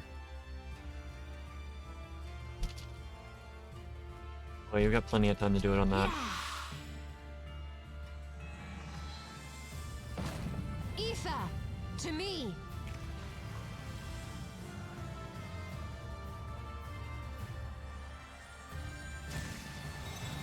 Have at you!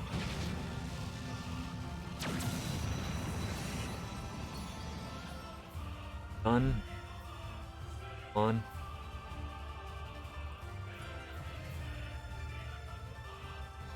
Get another one of these.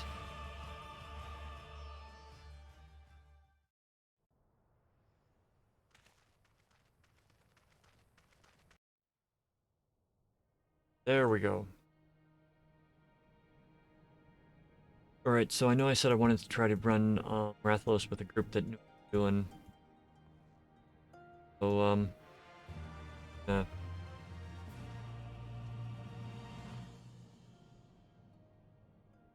Great hunt.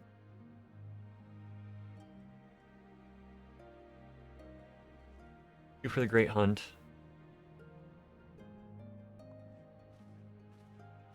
Need to get through it.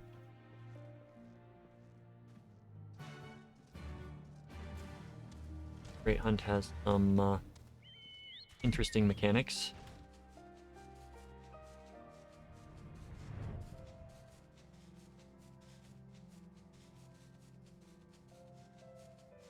Long wait list. Huh. Here.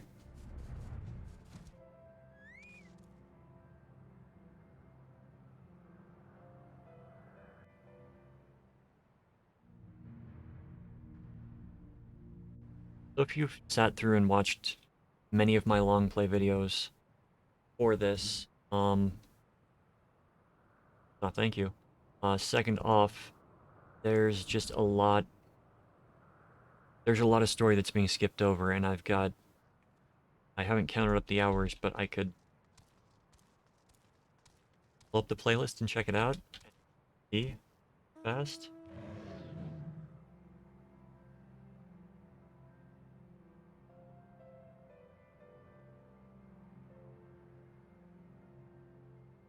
So, 6. Yeah, we're looking at a lot of hours.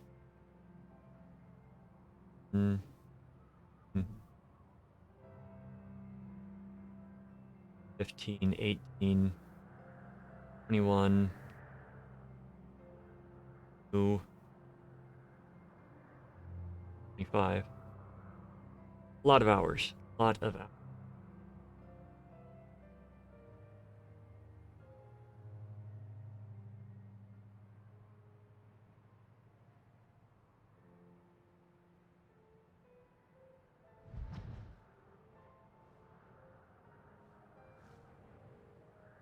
Increase that by a little bit for actually enjoying the storyline, and you've got some interesting things to deal with.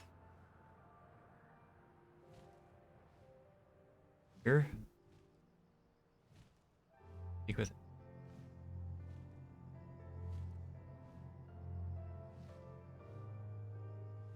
Photo. Quest momentarily, I just want to go and get that final lookout spot.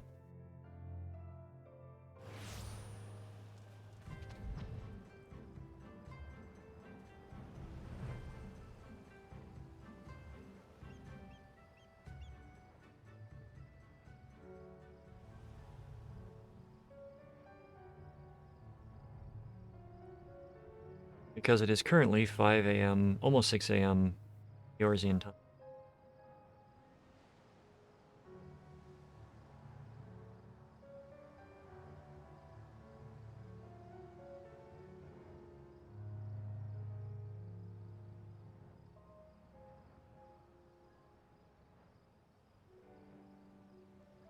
Low spot.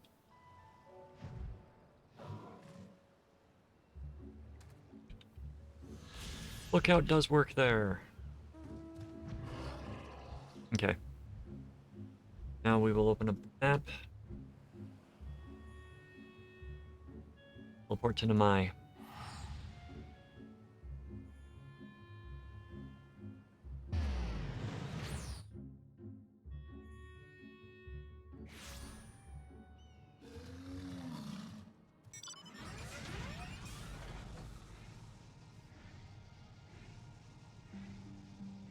Only one duty left before we can focus on clearing all the storyline stuff. At least I think there's only one duty. I don't know if there's... No, there's not another trial. I checked.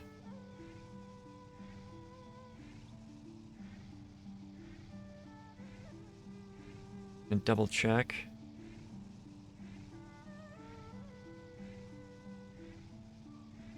The only other trial that I've got is one from named Hildebrand's quests.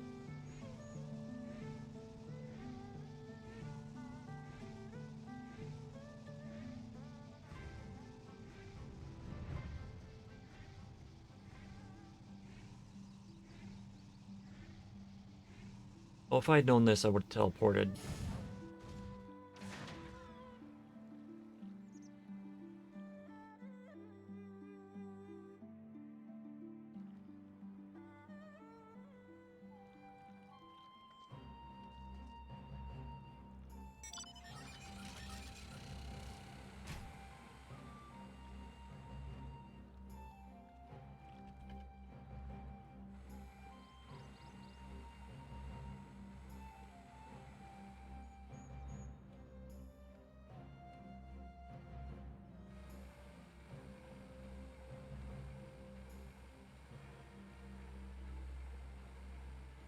Okay.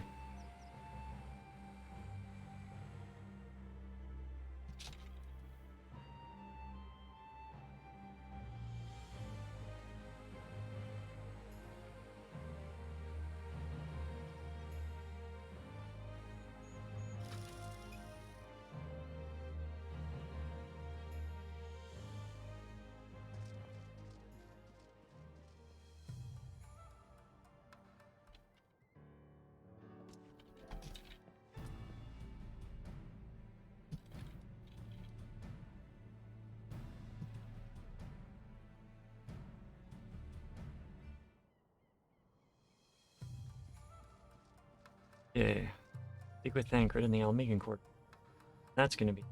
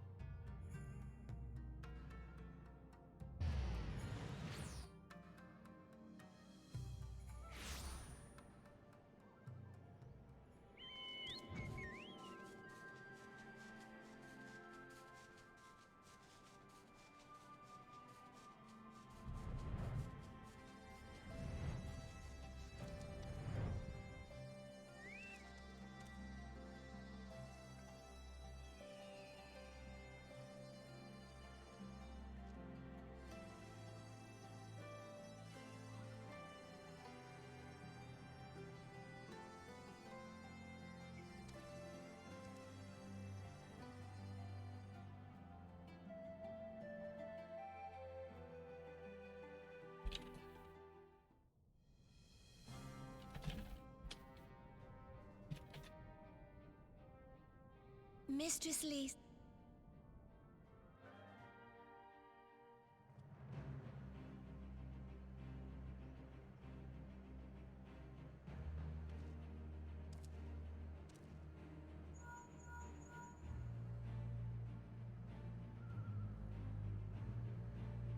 Just quiet for stuff. A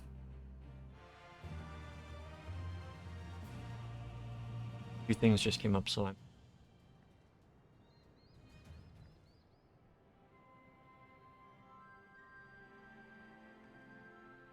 almost max level for available content.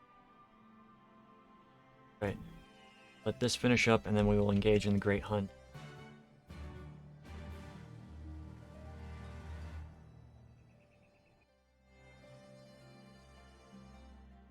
Skip the freaking cutscene. Let me activate my duty. Alright.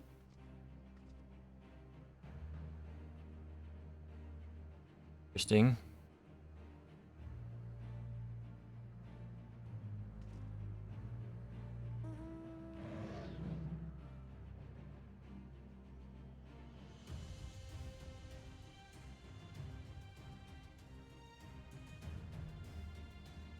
Okay, we're not going.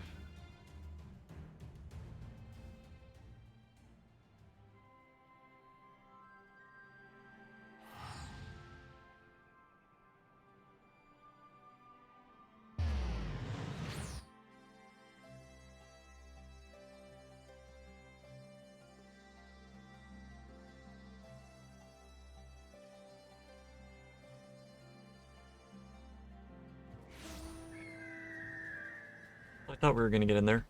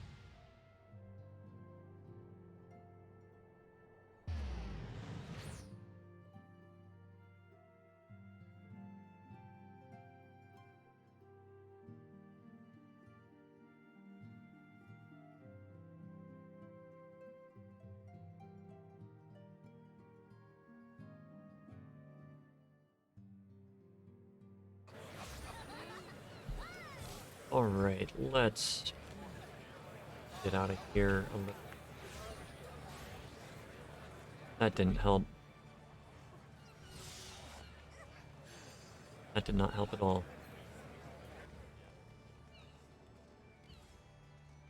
Here.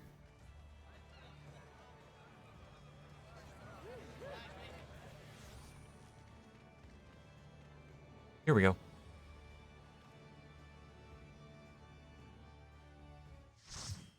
The Great Hunt.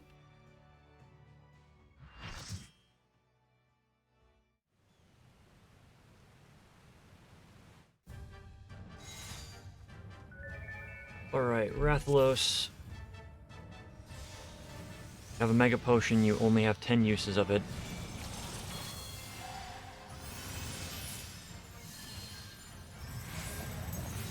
If you're going to be main tanking,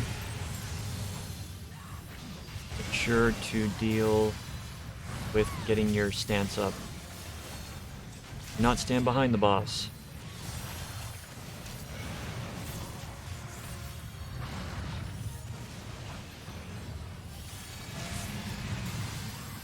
Boss uses Monster Hunter tactics, so if you played Monster Hunter before, apply that knowledge.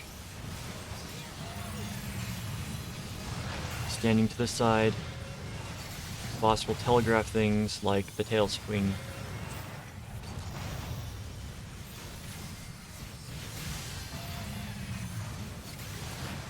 The wildlife have come to defend their territory. These need to die.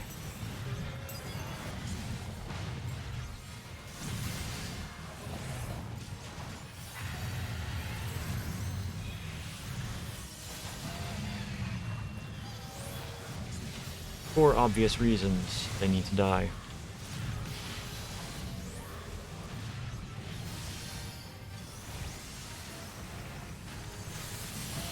Alright, so once the ads are dealt with,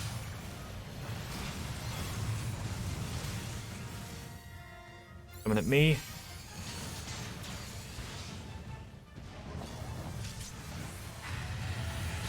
Alright.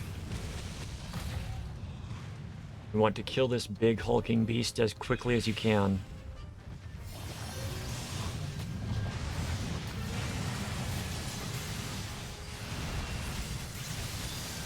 Someone is on the Rathalos, beating it up. You want to defeat this, kill it, and then put it between you and the Rathalos.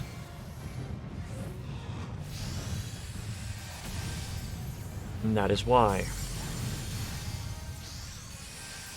Now, the only way you can heal is by using a potion. Boss is going to gradually be gaining a down gauge. When the down gauge gets full, boss will go down.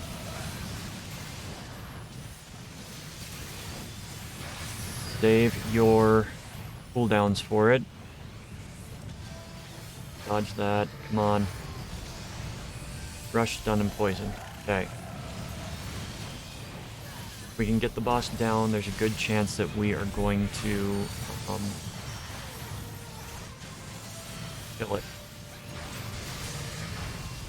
But in this second phase, no heals work. Isuna works. Almost at 100% down. Boss is down. Target the tail. Go ham.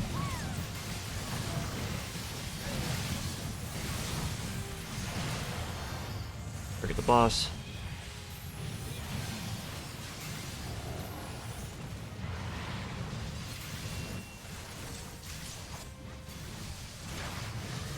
Break gauge is continuing to increase. It's not a difficult fight. It's just different. And it makes more sense if you played Monster Hunter World.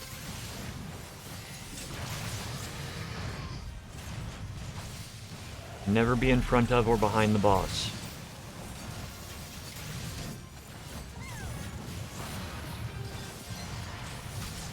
First death. I don't believe you can res in this one. This res counts as a healing skill. Boss is down for the count for another 7 seconds. If I were DPS, I would be popping the limit break right now.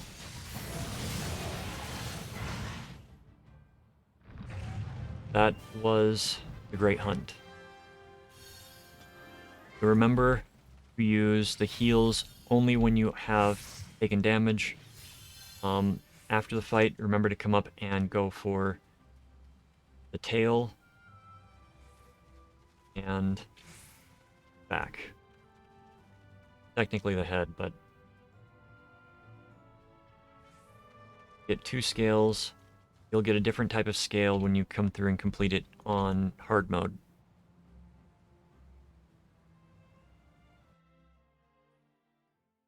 See where this oops me out. Okay. So I don't have to go anywhere. Oh, Maelstrom command. Okay.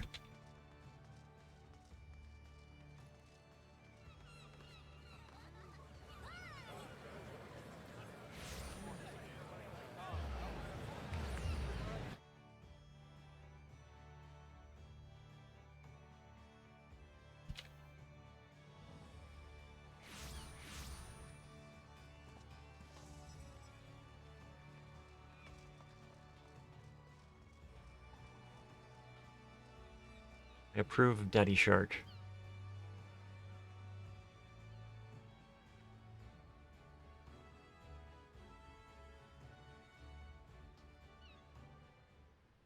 Right, so we just have one more duty that I'm going to be getting through in this session for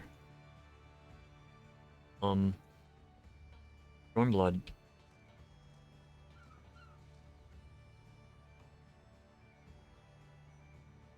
I'm rather thrilled. Feeling a little giddy at that.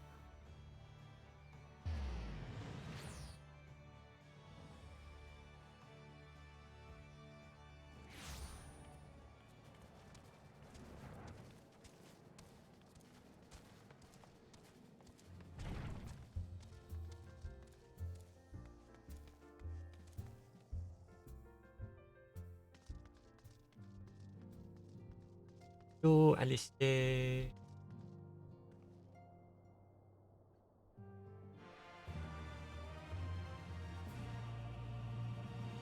The remaining dungeon that we have, the Gimlet Dark.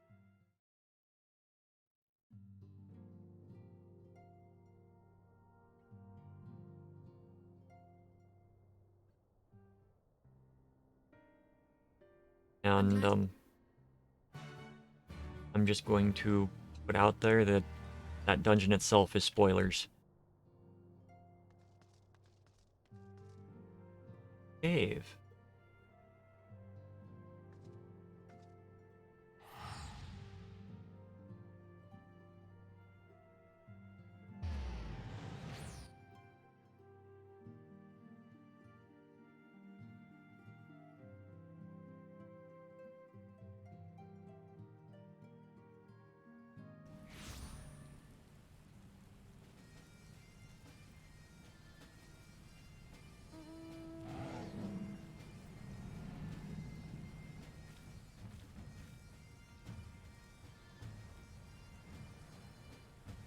How's everybody's evening going?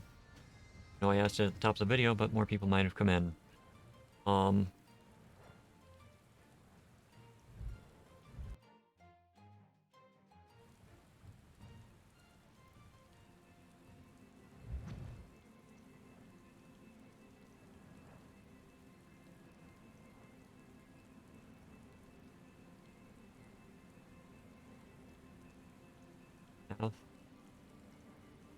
My shoulder just popped. I wouldn't give for a body that actually worked. Didn't have creak. Everything.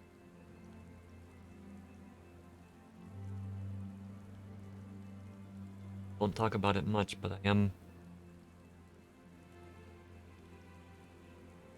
constant pain.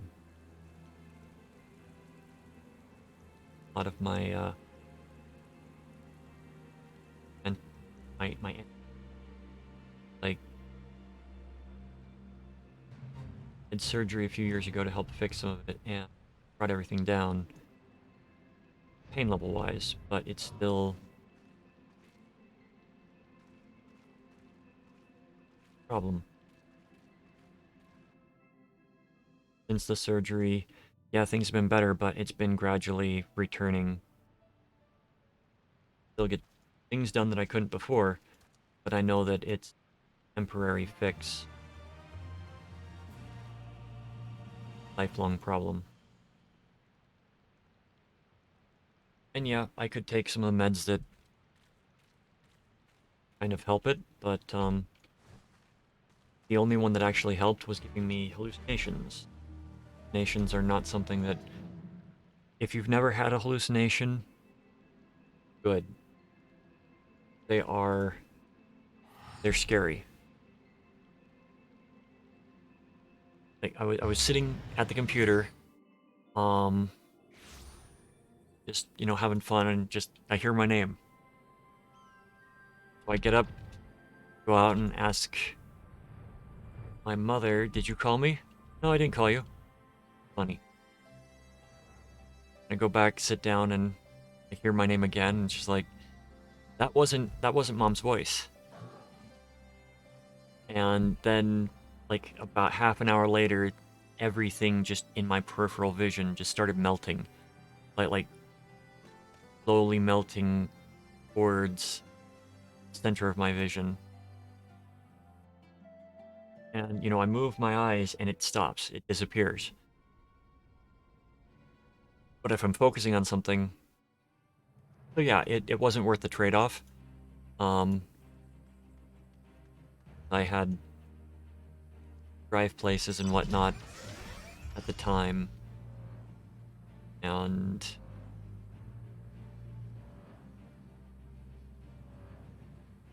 Okay, we're gonna teleport?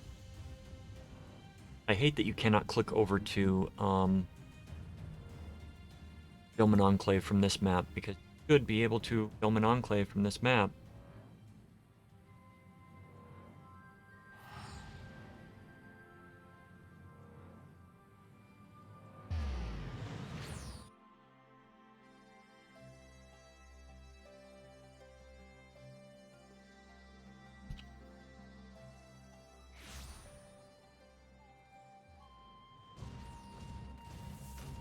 Film an enclave.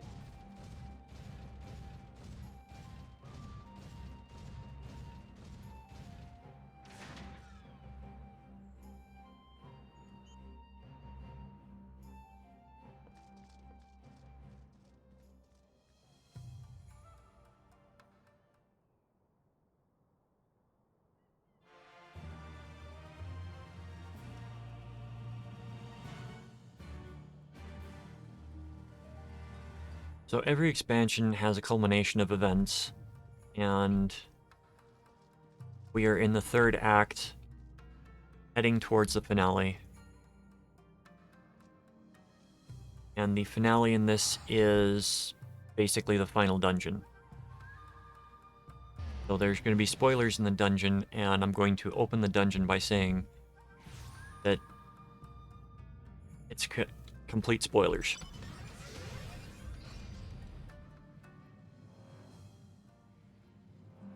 at least with the previous expansion's final duty, it didn't really, I mean, yes and no. There were spoilers if you knew what you were looking for. In this one, there's just spoilers.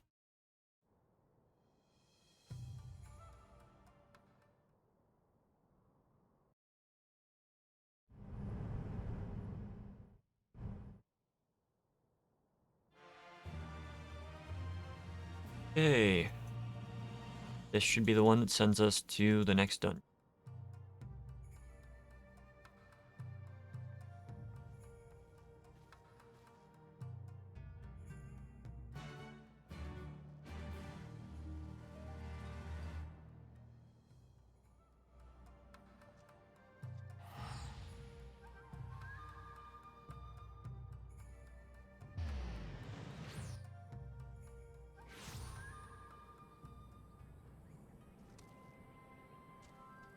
As I try to avoid doing spoilers, I know that it's inevitable that they'll come out. So if you're watching the long plays, there are going to be spoilers, even though I tried not to, try not to have them. Just, something that happens with this game.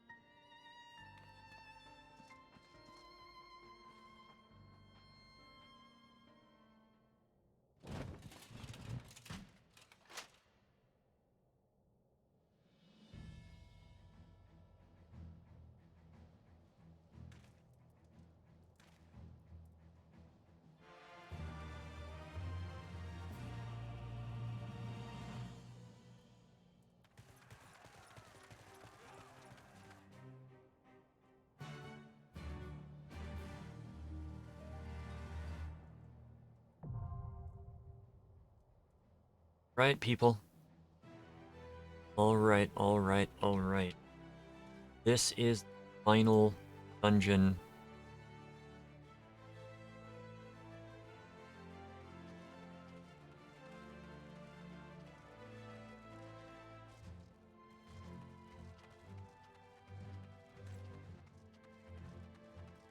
Four-barrel cannons.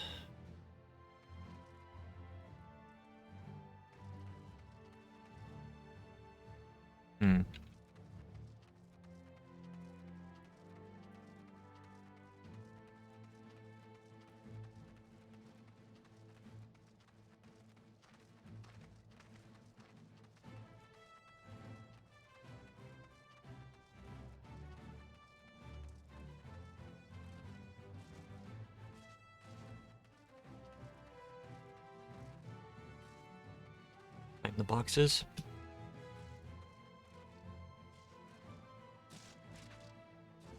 We cannot climb the boxes. Cannot climb the tent. We can, however, enter the Gimlet Dark.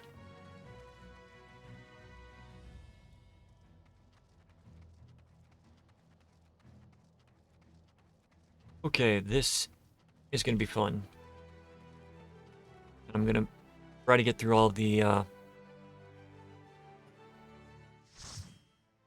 Gimlet Dark.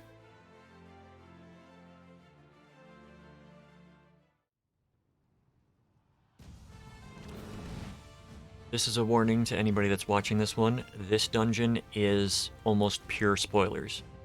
So, if you need help with any of it, please continue watching. If you're worried about spoilers, this dungeon will have a lot of them in it.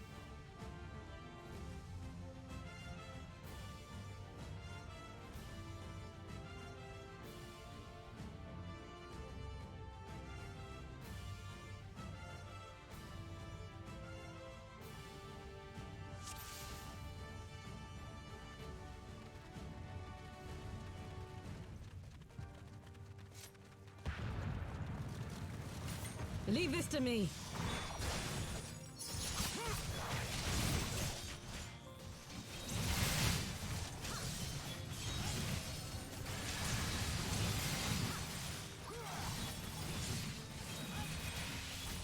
So for a lot of this trash, there's going to be dodging of the artillery that's going off.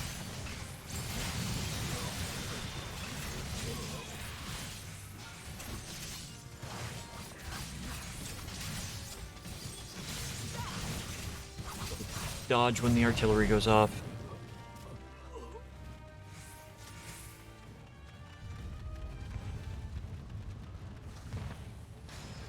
There'll be various magitech that come, various soldiers that come. Engage and just keep an eye around.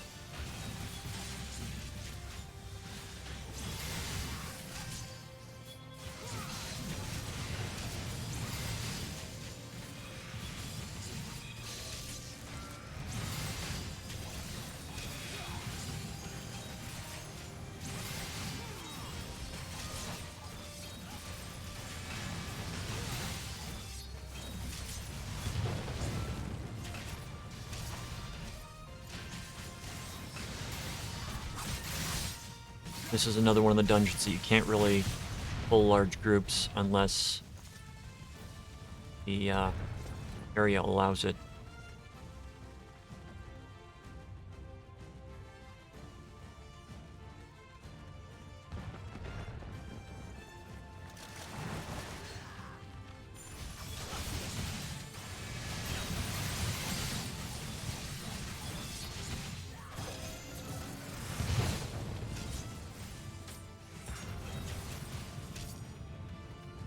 Don't like that.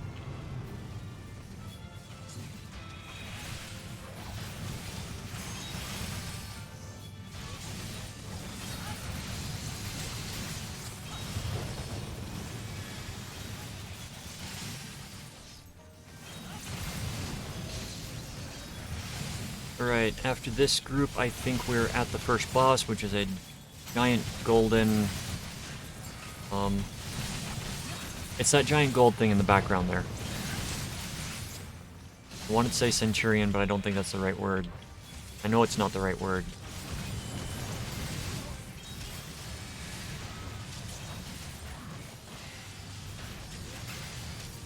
Just dodge and avoid the AoEs from artillery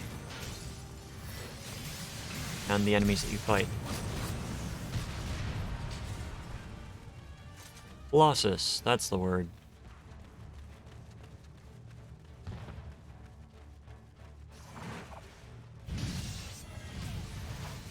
I'm gonna tank it in the center until I remember what it does. Drawing blow, I think that is the tank buster. Yes, and I think it's also frontal cleave, so don't stand in front of the boss.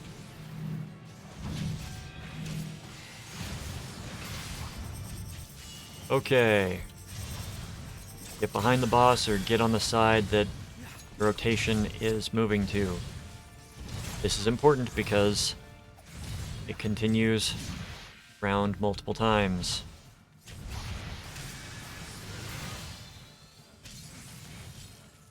Exhaust is a frontal line.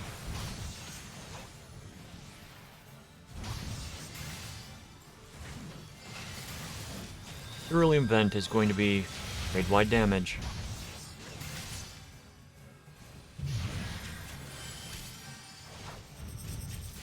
Agitech Slash. Remember to be close to the area that's going to be going next. Keep going.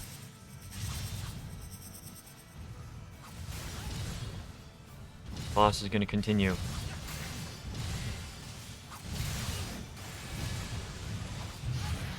Alright. Stack mechanic.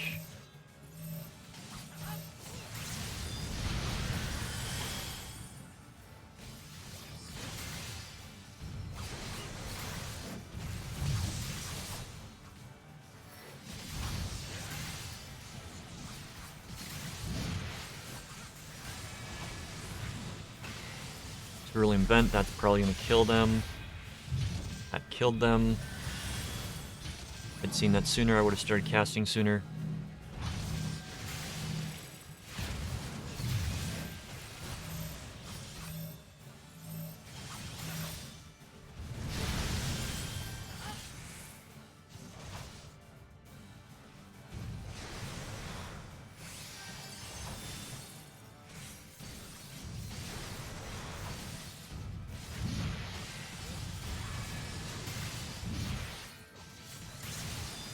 I think you're actually seeing the fight close to how it was when it was new. We got some new people in here, which is good. Don't attack, you don't want to die. Okay, good. At least they learned that.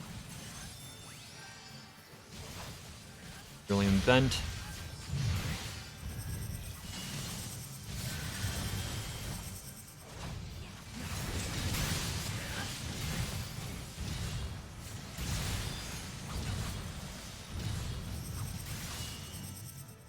Continue to do the turn. Going to get a heal off.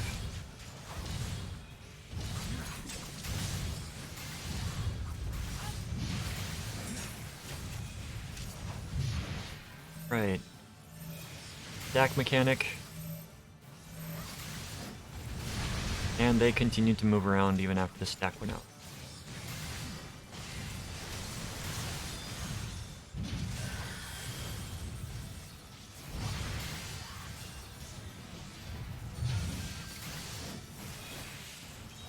Cerulean Vent again.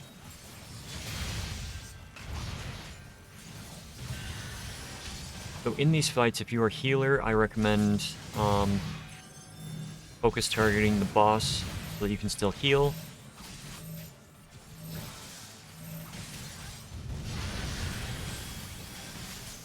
At the same time, you can know what the boss is doing, because knowing what the boss is doing in this fight is actually very beneficial.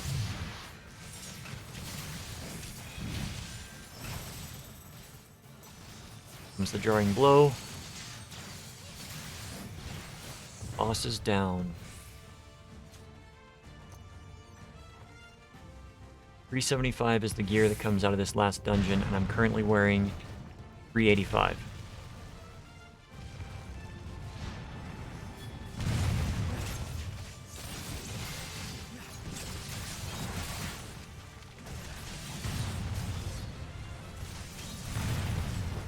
As I always say, never run ahead of the tank.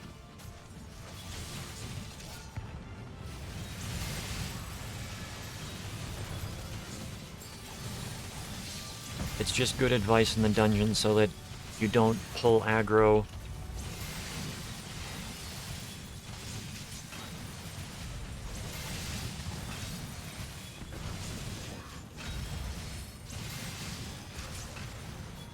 Just makes it easier for larger pulls, and if the tank's AFK and you pull, and the healer's not up to the task, it can be a wipe.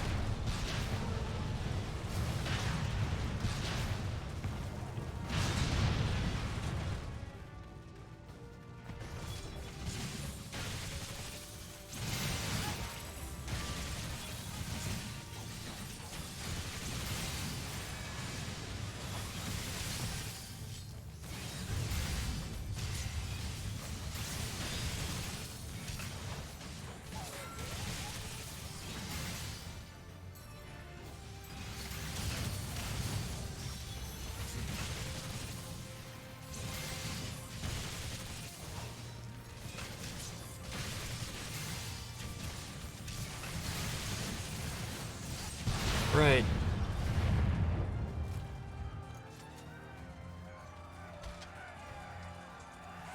I shan't hold back!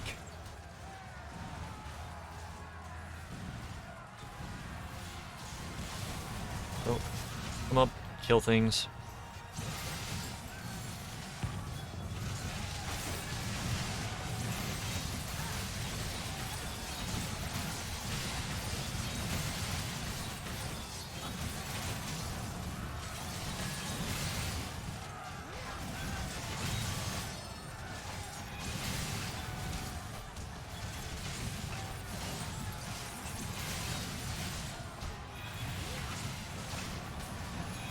This trash is usually pretty simple.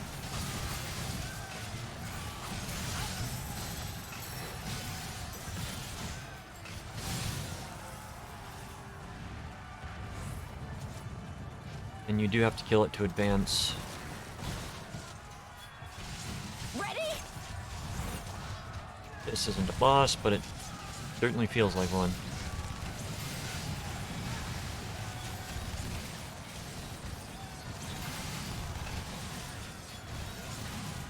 Based upon how much time we're in here, this is probably going to be the longest non-raid that I've recorded. Which is perfectly okay. Persistence will get you through.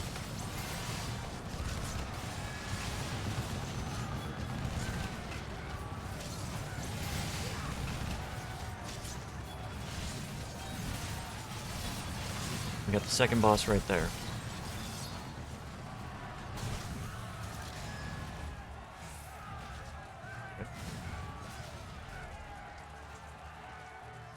Codenamed Prometheus. Alright, for this boss, you're going to want to pay attention to Nitro Spin, Get Away, Never Mind. That just creates the Ring of Fire, my mistake. Has a backwards 270-degree attack.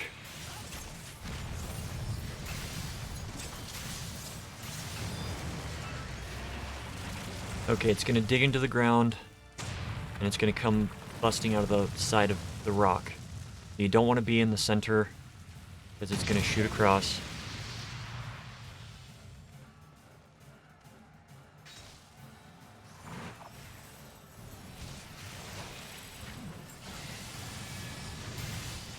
Breakable Cermet Drill, it's probably the Tank Buster. Yep.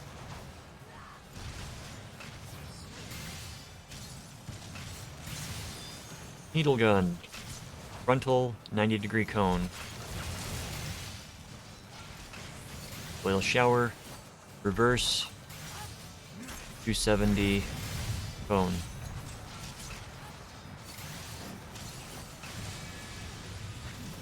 Nitro Spin. Up cooldowns just in case. Grade-wide damage. Alright.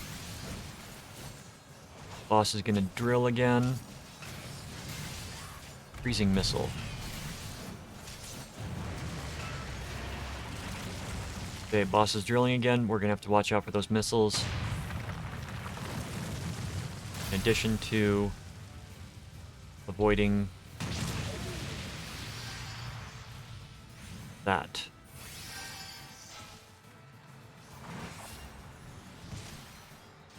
Alright, bring the boss back to center.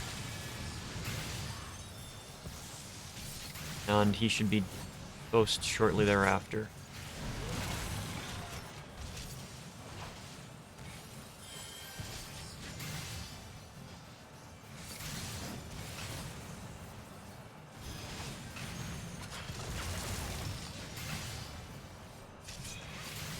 I think the first boss went slow because people weren't DPSing. That's okay.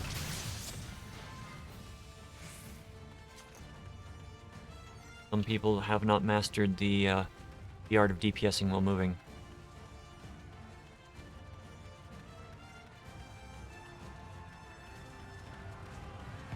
Right, we got a group here. You underestimate me. Gotta kill him. Free up those two guys. comes the next group. Because of course, someone ran ahead.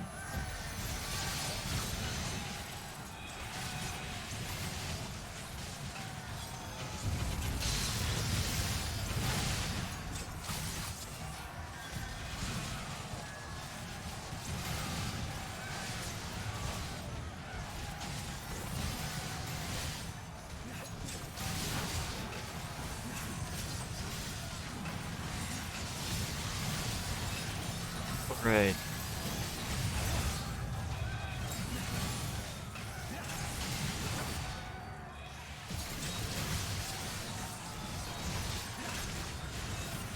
Let's get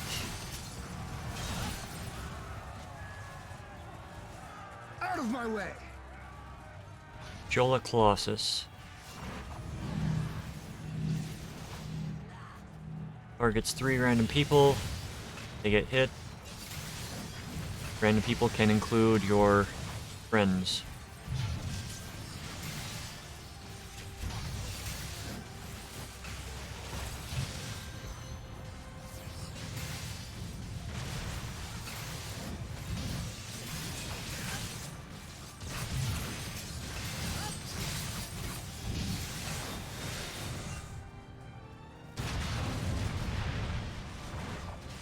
Roll a hexadrone.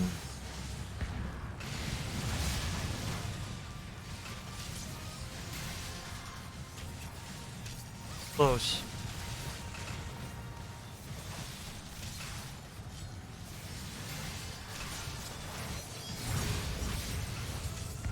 Treasure chest.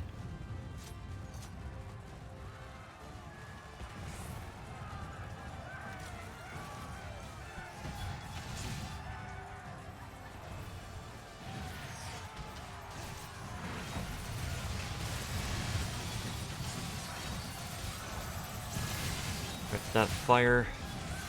Once we kill these guys and get the next group taken care of. I'm pretty sure there's going to be another group that shows up like that.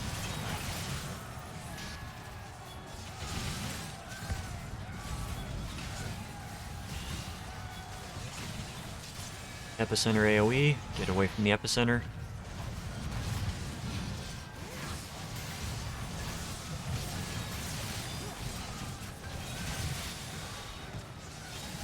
Exhaust.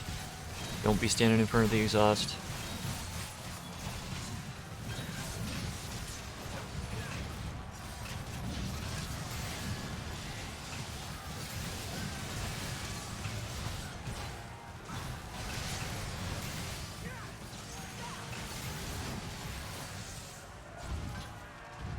Oh, we got the Rubricatus model. Breakable Cermet Blade.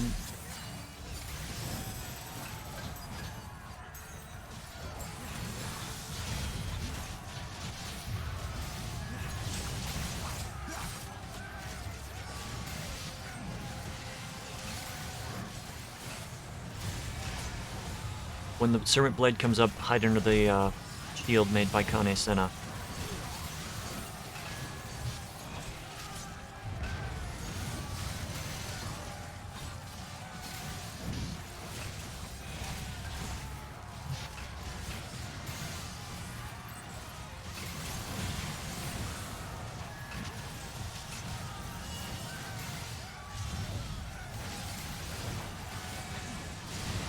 And you've got to burn it. Let us be about it! I think Hien is going to take care of it. Yep. The last one, you just have to get it down to half and then Hien will kill it.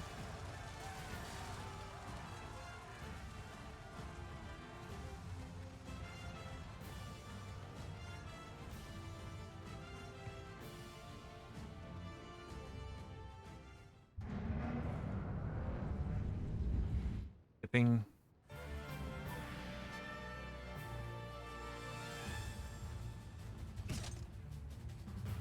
All right.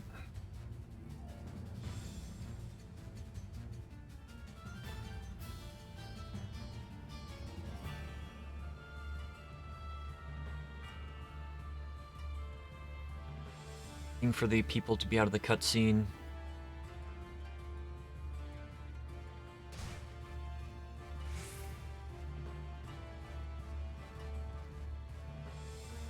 Anya quo Soranis and Julia quo Soranis.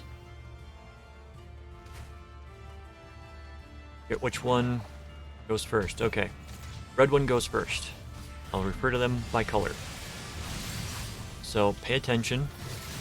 Blue one is going to go on the outside and target people. And do various attacks. So pay attention to where the blue one is. Pay attention to where the red one is on the outer ring. Because they will do attacks like this.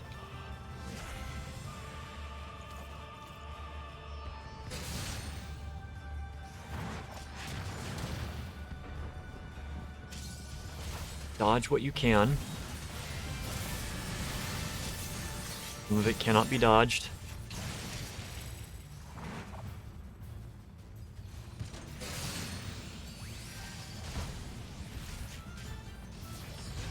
But pay attention to the outside ring.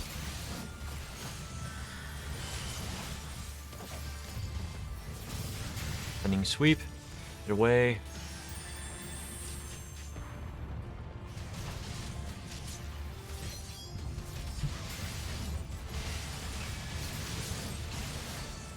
Artificial Plasma is raid-wide damage. Now when you get her down low enough, she's going to swap out for her sister. Orders to bombard.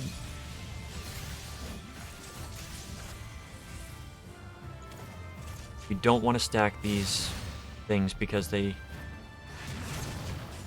can cause problems.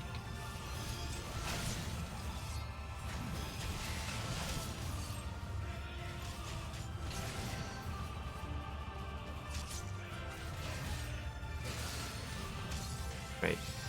Now she is going to jump out and bring her sister in. Maybe that's a time-based and not a health-based thing.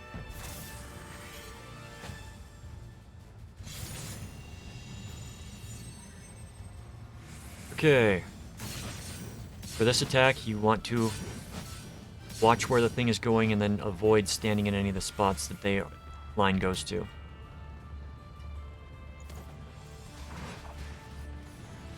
The Artificial Plasma is going to be grade-wide damage. An eye on where the outer person goes. You can't see the red person, look for the red person.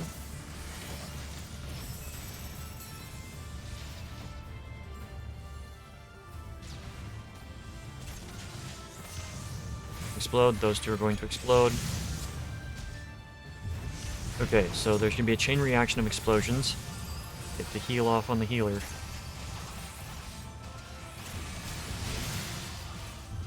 Just try to predict where they're going to explode to. Which is easy watching the chain reaction go out. 4 directions.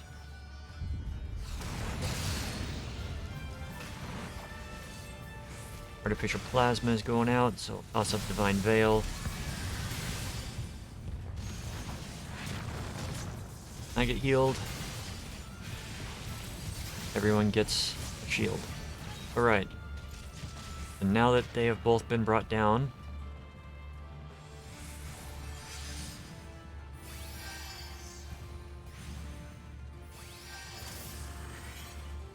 going to do a special attack. We all get targeted.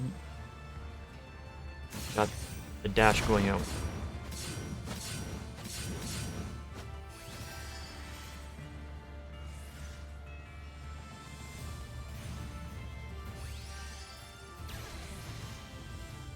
You survive.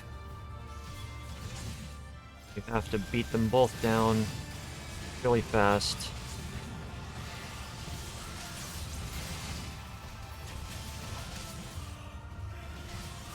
Don't want them to finish the cast. Someone wasted our limit break earlier.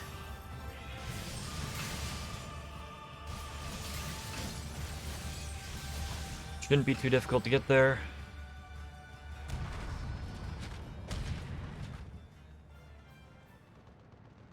But that is that dungeon. The last dungeon of... Last dungeon of Stormblood.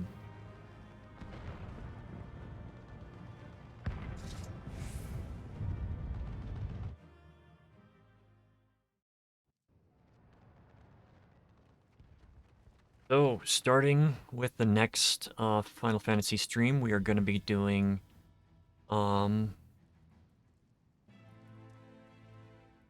mostly Shadowbringers content.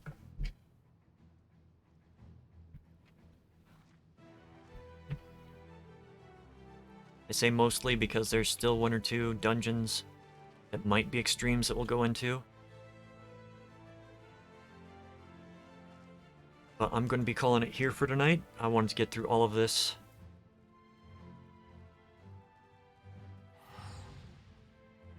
Appreciate everybody that tuned in. Thank you again for the raid earlier, Bailey. See who is online.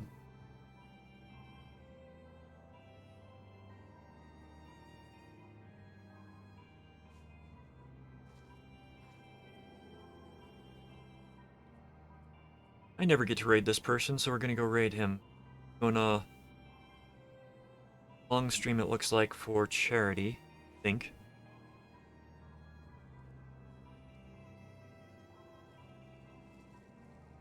Raid Brian on the Rocks.